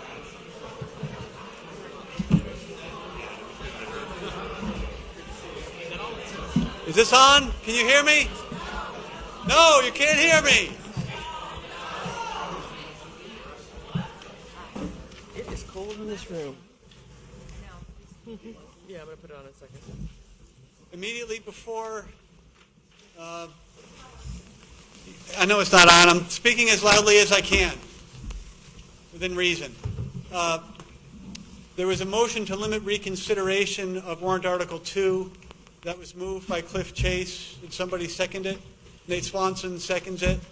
So the motion is to limit reconsideration of warrant Article number 2. I don't know if that is a...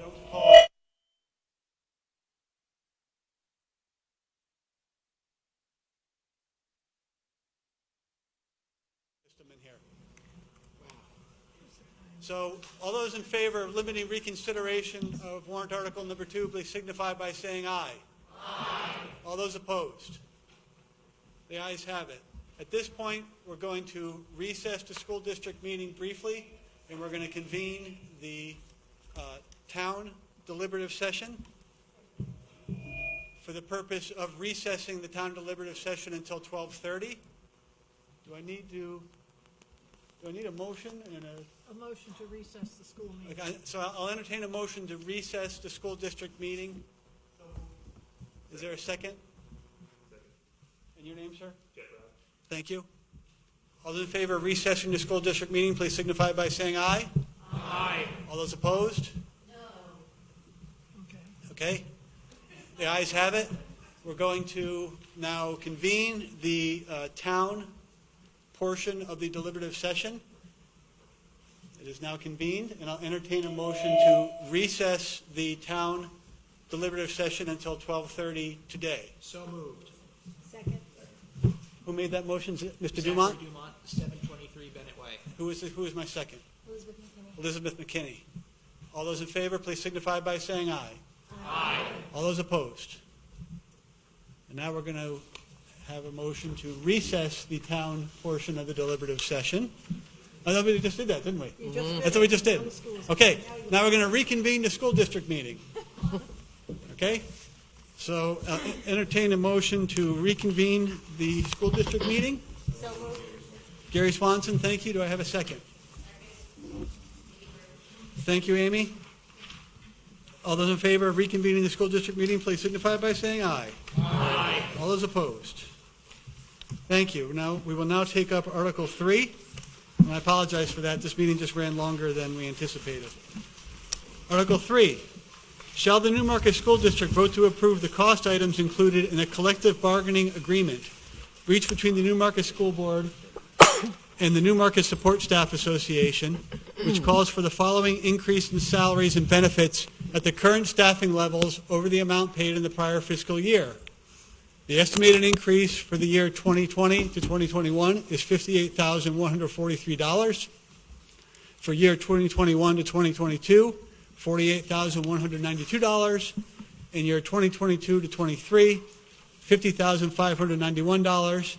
And further to raise and appropriate the sum of $58,143 for the upcoming fiscal year, the 2021 school year, such sum representing the additional costs attributable to the increase in salaries and benefits over those of the appropriation at current staffing levels paid in the prior fiscal school year.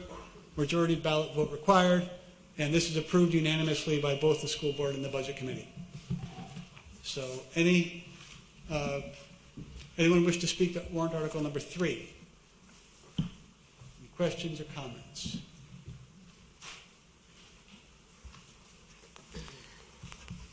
Seeing none, warrant article number 3 will proceed to the ballot as presented. Will remain on the warrant, will be presented for vote in the second session. And I forgot to say the estimated tax impact of this warrant article is 6 cents. Me having read the rest of the article, is there any comment? Thank you. Warrant article 3 will proceed to the warrant as presented. Warrant article number 4. Shall the Newmarket School District, if Article 3 is defeated, authorize the school board to call one special meeting at its option to address Article 3 costs only, majority vote required. This is approved unanimously by both the school board and the budget committee. Any comment, questions regarding warrant article number 4?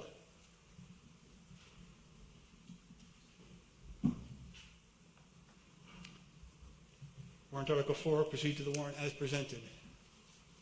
Warrant article number 5, to see if the district will vote to raise and appropriate the sum of $415,531 to be used to improve, renovate, furnish, and equip school buildings, and authorize the use of this amount from the June 30 fund, from the June 30 fund balance available for transfer on July 1st.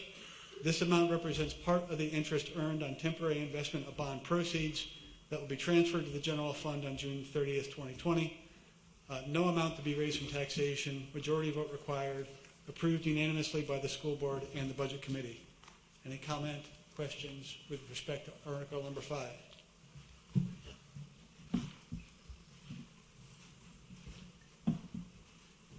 Good morning.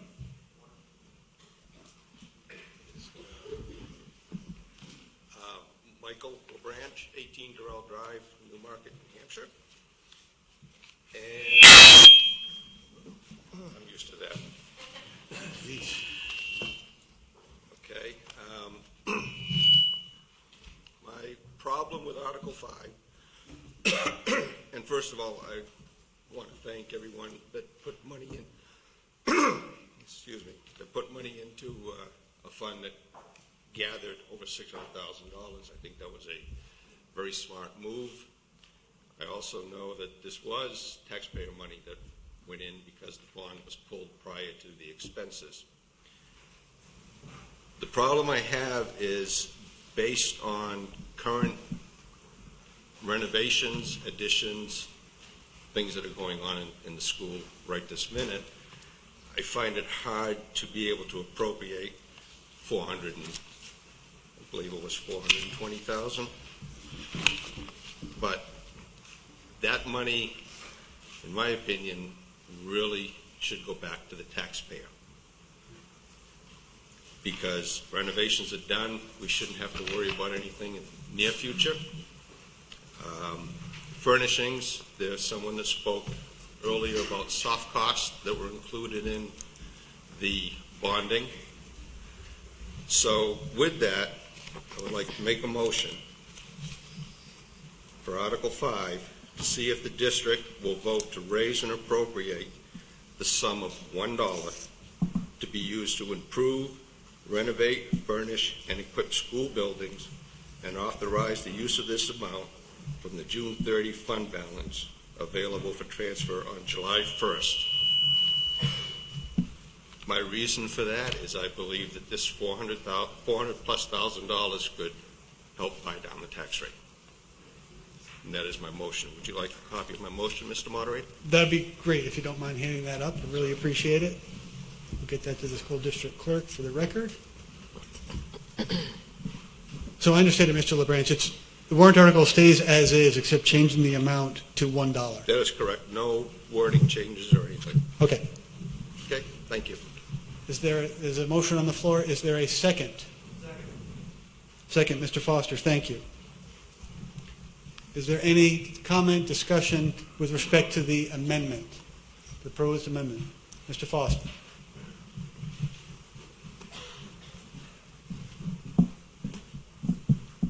William Foster, 11 Langs Lane. My question is what is the total number of the interest earned on the temporary investment of the bonds? This says the $415,000 is part of. What was the total dollar value?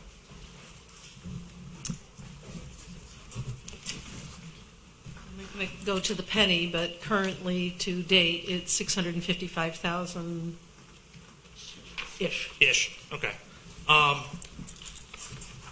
Then this money should be going back to the taxpayer. This was taxpayer money to begin with. And now to put it into the general fund for renovations that are currently going on from a bond that we pulled and we're paying $38 million for, makes a lot more sense to pay down the tax rate to the citizen so we can afford other school stuff that we possibly could need. Thank you. Thank you, Mr. Foster. Ms. Robb, welcome back. Hi, Heather Rabb, 25 Hilton Drive. I have mixed feelings because I see kind of both sides of this and understand the concerns about, just bringing down the tax rate from, if we gave this back to the taxpayers. But I wanted to know if you could just tell me like a few of the items that seem really necessary that this would cover, just to kind of give everybody an idea.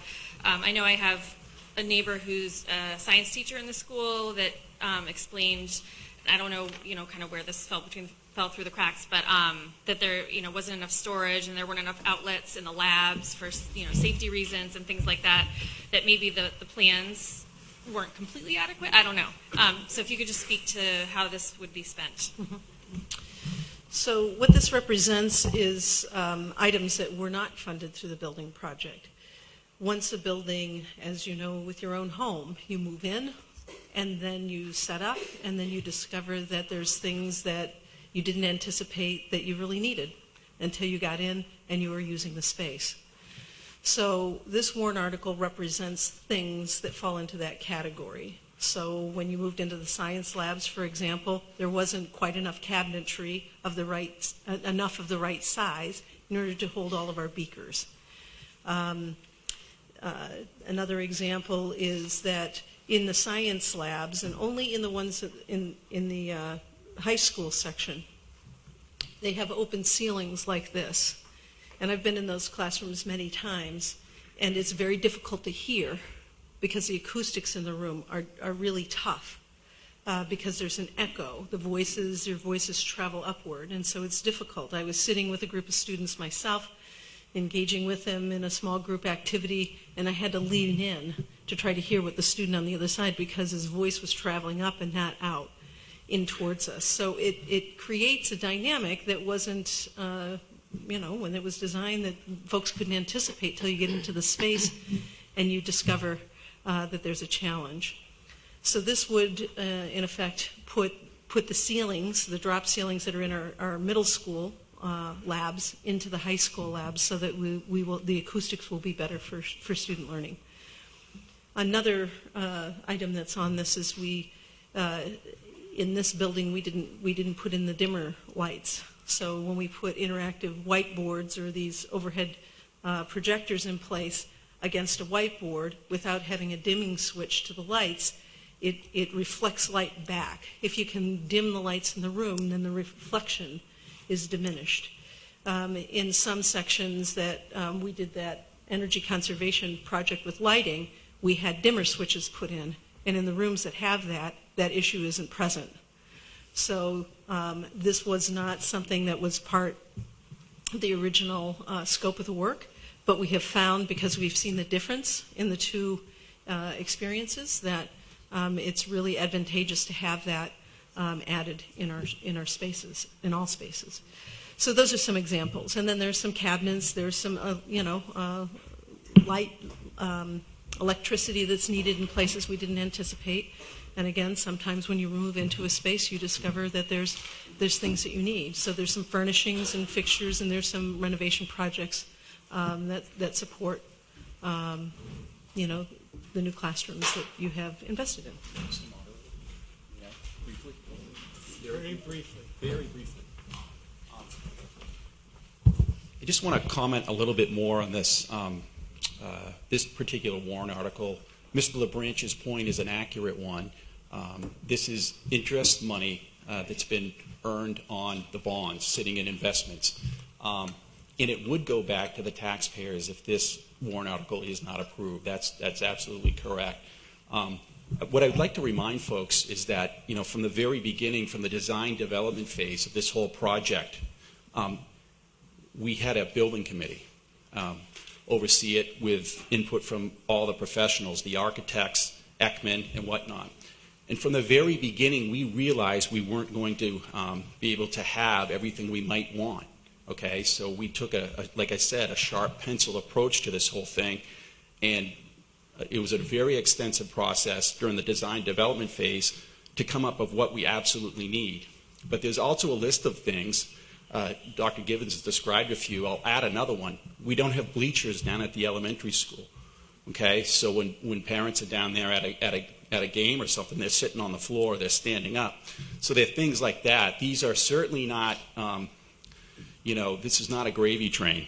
These are things that the building committee considered this past fall through many meetings. We reach a point in construction where we can kind of determine, are we going to be right there on budget? How much might be left over into the underlying the budget amount? And so we had to defer these decisions. If you go back and you watch all those building committee meetings, I don't know why anybody would do that with their time, but you'll see that in each one of those meetings, probably for 2 years, Al, we were talking about this. We called it an add alternate list, and it's common in projects like this. You just don't know until you get to the end of the project how much money you're going to have left over. It'd be great if we had, this 500,000 or so in the underlying budget. We simply don't. I mean, it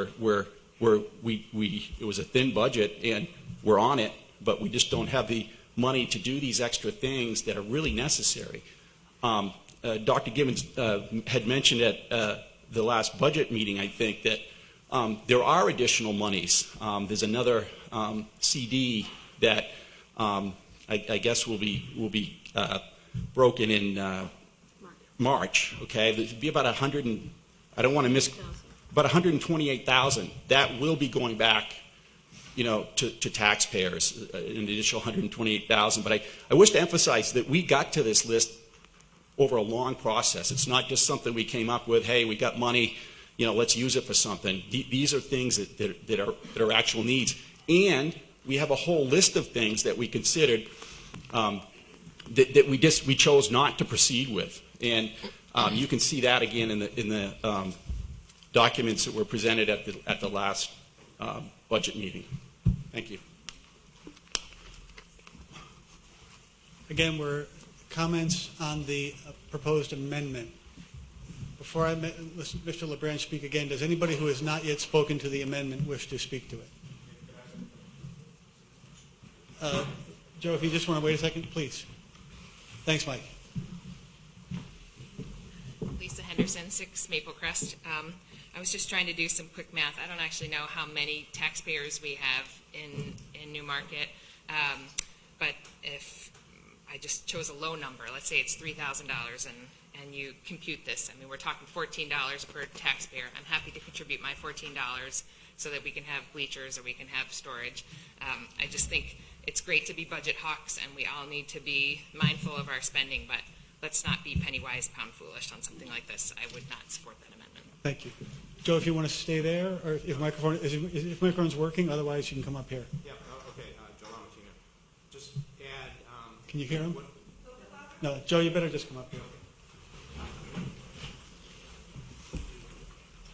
I'll just add that when we asked about the items that the money is going to go to, it made sense to us, and our reasoning is, our thinking is, you either spend the money now that you have, or you're going to spend it later, perhaps even spend more at a later point in time with tax-funded dollars.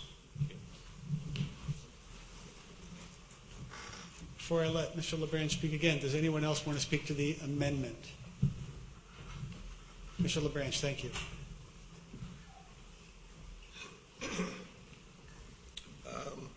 I just would like to add that basically over the last 2 years, on a vote that I supported when the bond came up for the school, but over the last 2 years, my piece of property has gone up $700 the first year, $800 the next year. With the proposed budget that we have in front of us today, I'm looking at potentially another $700 increase. That's over $2,000 in a 3-year period. All I'm asking is to maybe put the brakes on a little bit, put these things in the budget. You have a budget that has basically been brought forward at its at the requested amount. As you stated, you can spend the money whichever way you want. I understand that. That's a bucket of money. You can spend it whichever way you want. I think as a town, we need to realize where the needs are, where the wants are. The needs, I think, are being addressed. This is a beautiful building. The whole school is a beautiful building. I have no problems. I think it's been a great job, and I commend everyone that put forth the effort into making this happen. What I'm saying is, please consider giving the taxpayers a small break. Thank you. Thank you, Mr. LeBranch. Mr. Zink.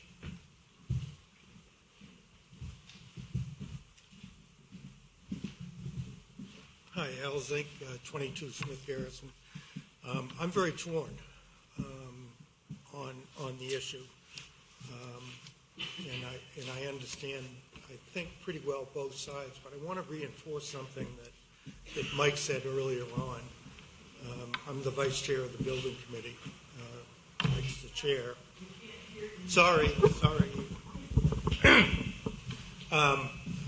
I just repeat, I'm a bit torn about this expense.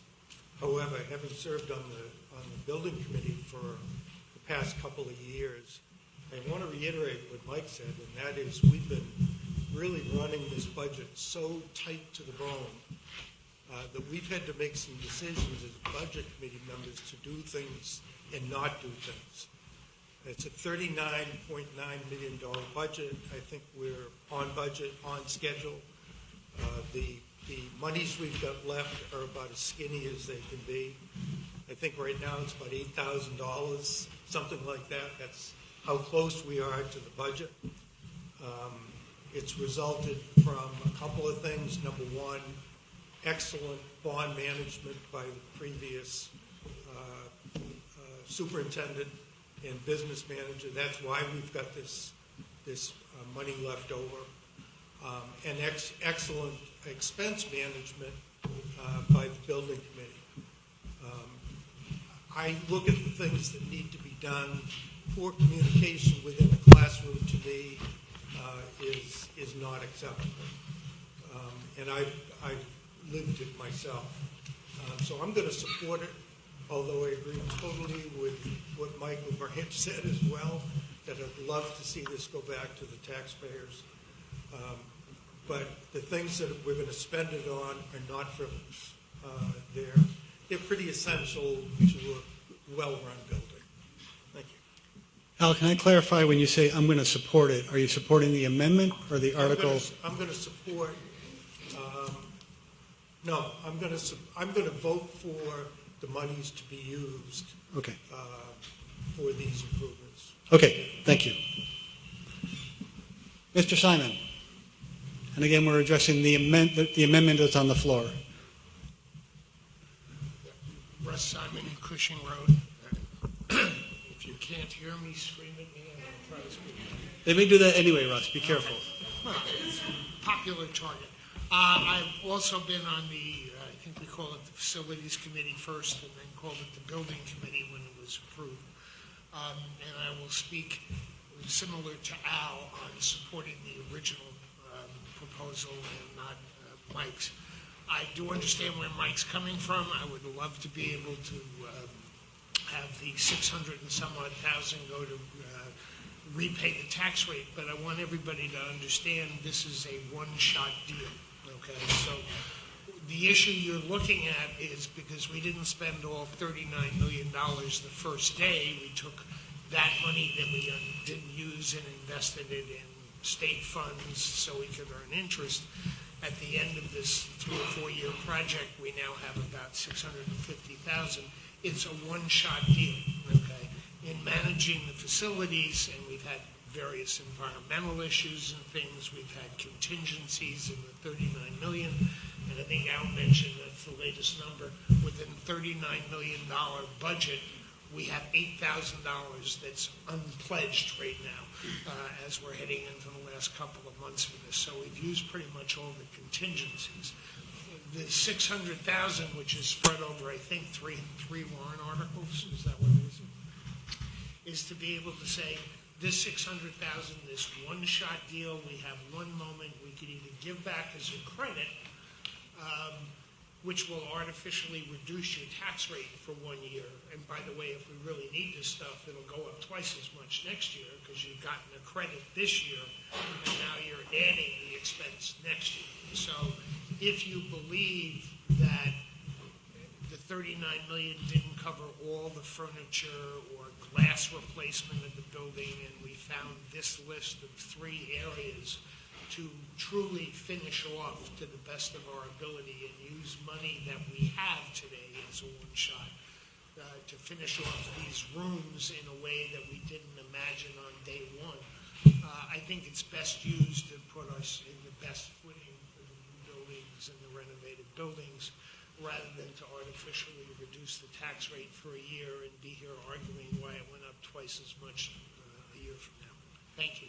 Thank you, Mr. Simon. Amy Tilton, 94 Shonda Drive. I just want to address one concern.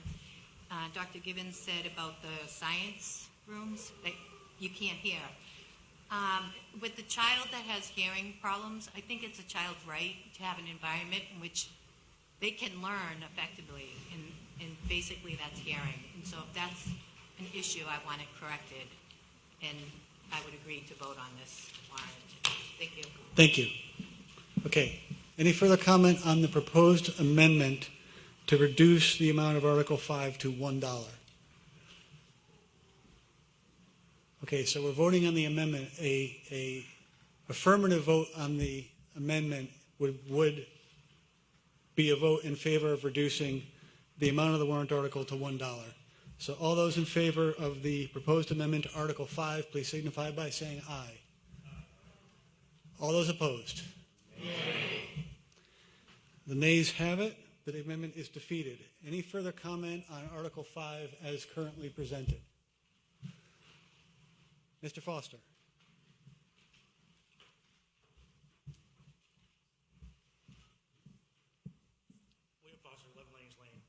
As a former Budget Committee member, I'd like to know how come these funds aren't going to be transferred into the next warrant article as a whole. So there's $600,000 being transferred into the Maintenance and School Facilities Expanded Trust Fund instead of going into the general fund.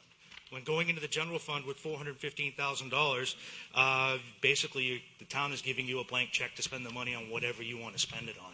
You say you need dimmer switches, but you might also need oven mitts. Who knows? I'm just throwing those two out there. So I'm wondering, why did the board choose not to put it into the Maintenance and Facilities Trust Fund instead of putting it into and keeping it in the general fund? I'm sorry, Mr. Foster. Yep. Wait to see. Does somebody want to address Mr. Foster's question? I won't take credit for the response, but council tells me you can't purchase new stuff from new things, I should say, from stuff that from the next warrant article, from the trust fund. You can't expend bleachers from maintenance and repair? That's. Just using that one item. I'll just have council Sure, no. address it.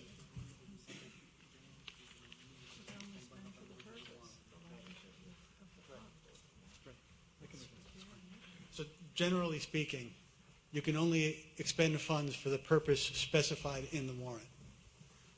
So what falls? We're kind of So moving to that- the other. We're kind of moving to the other warrant article, which is my fault. But what is the difference between improve, renovate, furnish, and equip school buildings in the authorized amount of $415,000 compared to moving it into a trust fund that is repair and maintenance facilities expandable trust fund? Because what is the difference? Sure. This is the town's attorney. Sure. Oh, yeah. No. The school district's attorney. I'm the school's attorney. I Barbara understand as a Bowman. budget committee, it's much more for people right. out there. Article 6, it's a repair and maintenance of school facilities trust fund. A fund set up for repair and maintenance cannot be used to purchase new equipment and for new improvements. It can be used to repair what you've already got, to maintain what you've already got, but you can't use the money in that fund for for some of what they're talking about doing. Okay? Thank you.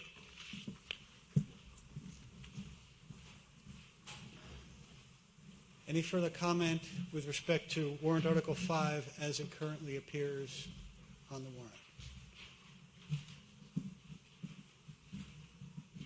Seeing none, Article 5 will proceed to the warrant as presented. Article 6, to see if the district will vote to raise and appropriate the sum of $200,000 to be added to the repair and maintenance of school facilities expendable trust fund previously established, and authorize the use of this amount from the June 30th, 2020 fund balance for this purpose. This amount represents part of the interest earned on temporary investment of bond proceeds that will be transferred to the general fund on June 30th, 2020. No amount to be raised from taxation. The school board recommends this appropriation 5-0, and it looks like the budget committee opposes this by a vote of 6-5, 6 against, 5 in favor. So any comments, questions with respect to warrant article number 6? Mr. Lamattina, please, come on up here, Joe. I want to make it clear that Get the microphone first. I want to make it clear that the Budget Committee did not approve this or recommend this particular appropriation. Can we make an amendment or to change that line to say that the Budget Committee does not approve, or does it have to say? So I would like to modify that Budget Committee recommends this appropriation to say the Budget Committee does not recommend this appropriation.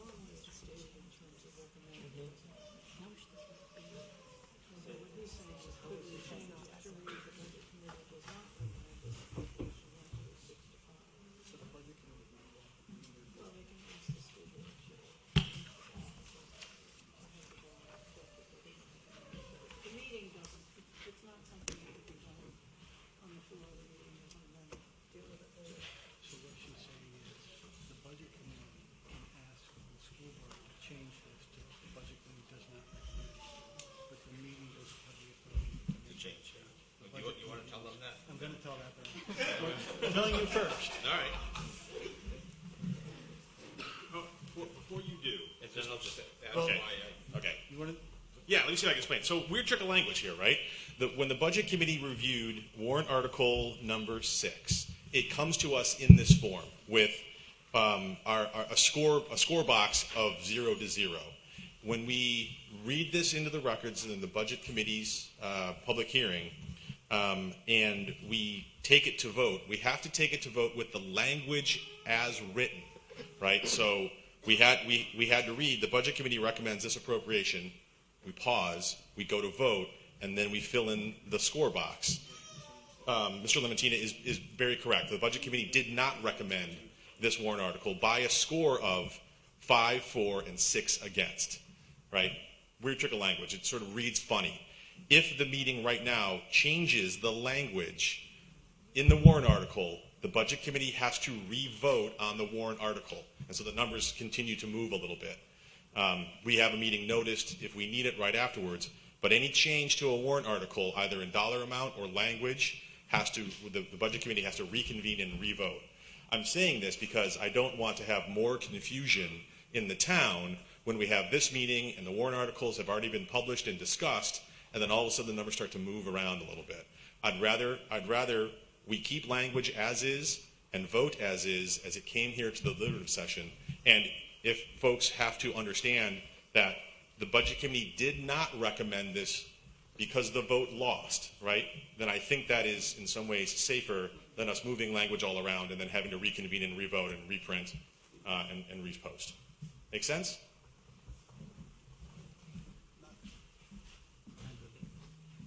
If I can just share what I learned from the school district attorney, which is the meeting can't change this language. This is statutory.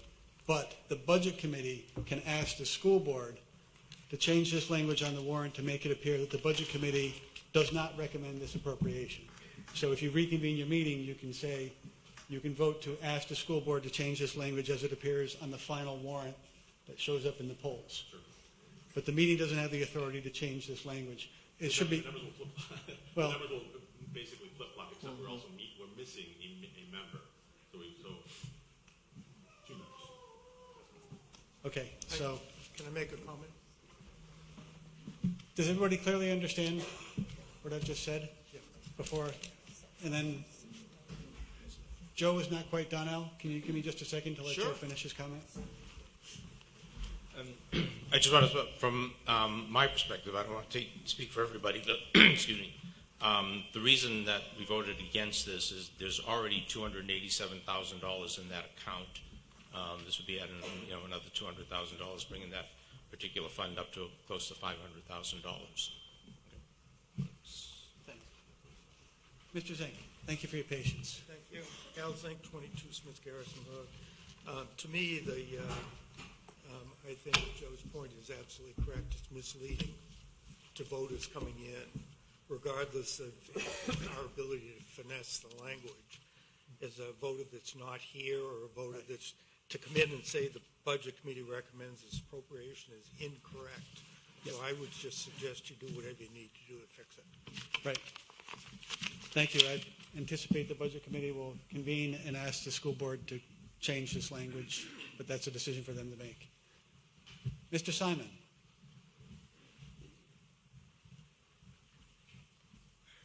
Just a point of clarification of my understanding, and I hope people's eyes don't flutter in their head on this one, but if there's around $250,000 to $300,000 in the current maintenance trust fund of the school, which the school board has the ability to spend because it's already been raised, and this article is asking to put another 200 and some odd thousand in the account, but it was my understanding that you were already going to be withdrawing the 200,000 that was there to take care of maintenance items, and that this was replenishing the fund so that you would have some emergency funds and it wouldn't end up at 500,000. So that's my question to the school board. Is my knowledge correct, or am I an idiot like usual? The idea was that because we only have $8,000 left in the bond money, that should we have something unanticipated arise and we need to have access to money, the only resources available to the board to address the issue is this trust fund. So the idea is that if between now and the end of the building project, if something else happens, then we're going to have to tap the trust fund to pay for that, because we don't have access to other money at this time. With the withdrawn amount, whatever that might be, by the end of the building project, this would enable us to replenish the money. Because this is a renovation project, not everything is new. And there's needs that have not been addressed, and there are some areas of the building that have aged and are continuing to age.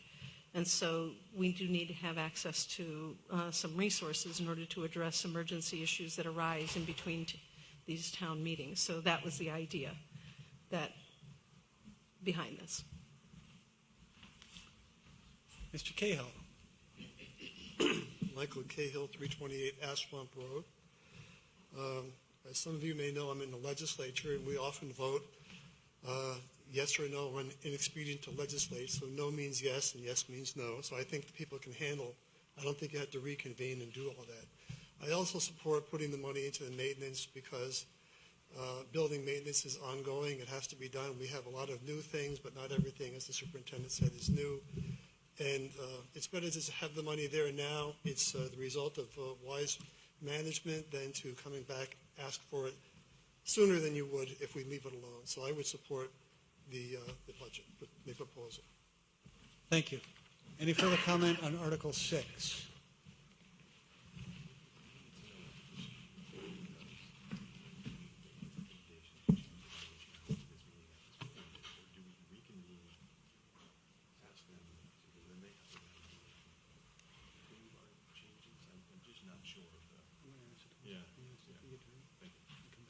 Thank you. I'm sorry.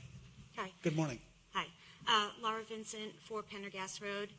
So I just want to say that we've spent years to get where we are today, to be here today. And I watched the Building Facilities Committee meeting like a week ago. And the reason I support this is because watching that meeting, I heard that since Greg Marles had been here for the past 2.5 years, he has come across 5 to 6 leaks in the heating pipes that are in this building that are staying in this building because we didn't put that into new construction. So they're going to remain. And of course, so in 2.5 years, there's been 5 to 6 leaks, according to him, which means to me that there's probably going to be more. And he also said that to fix and repair each leak is $8,000 to $10,000. So for that very reason, because I suspect it is going to happen again and again and again, I support this article. Thank you.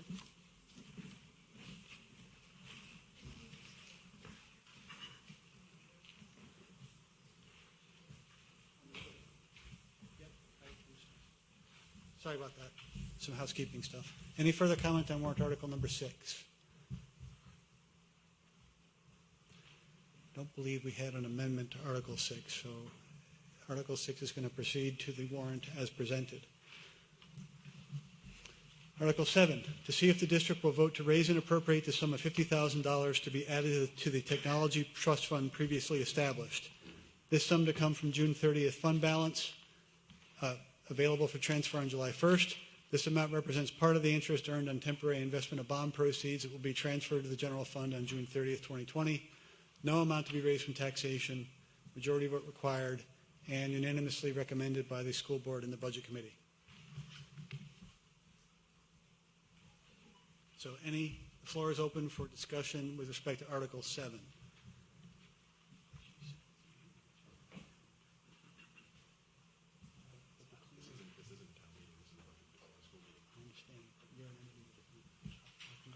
I'll come back to you in a second. Any comment on Article 7? Sorry. Seeing no discussion on Article 7 will proceed to the warrant as presented.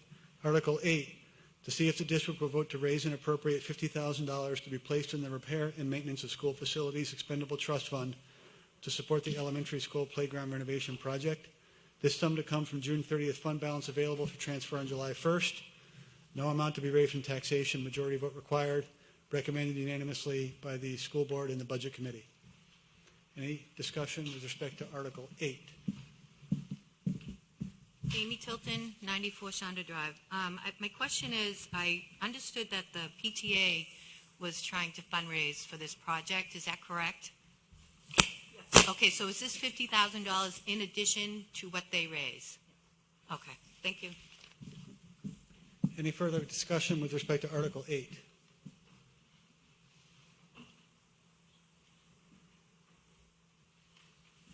Seeing none, Article 8 will proceed to the warrant as presented. If there's no further business to come before the school district at this time, I'll entertain a motion to adjourn. Do I have a second? Second. All those in favor, please signify by saying aye.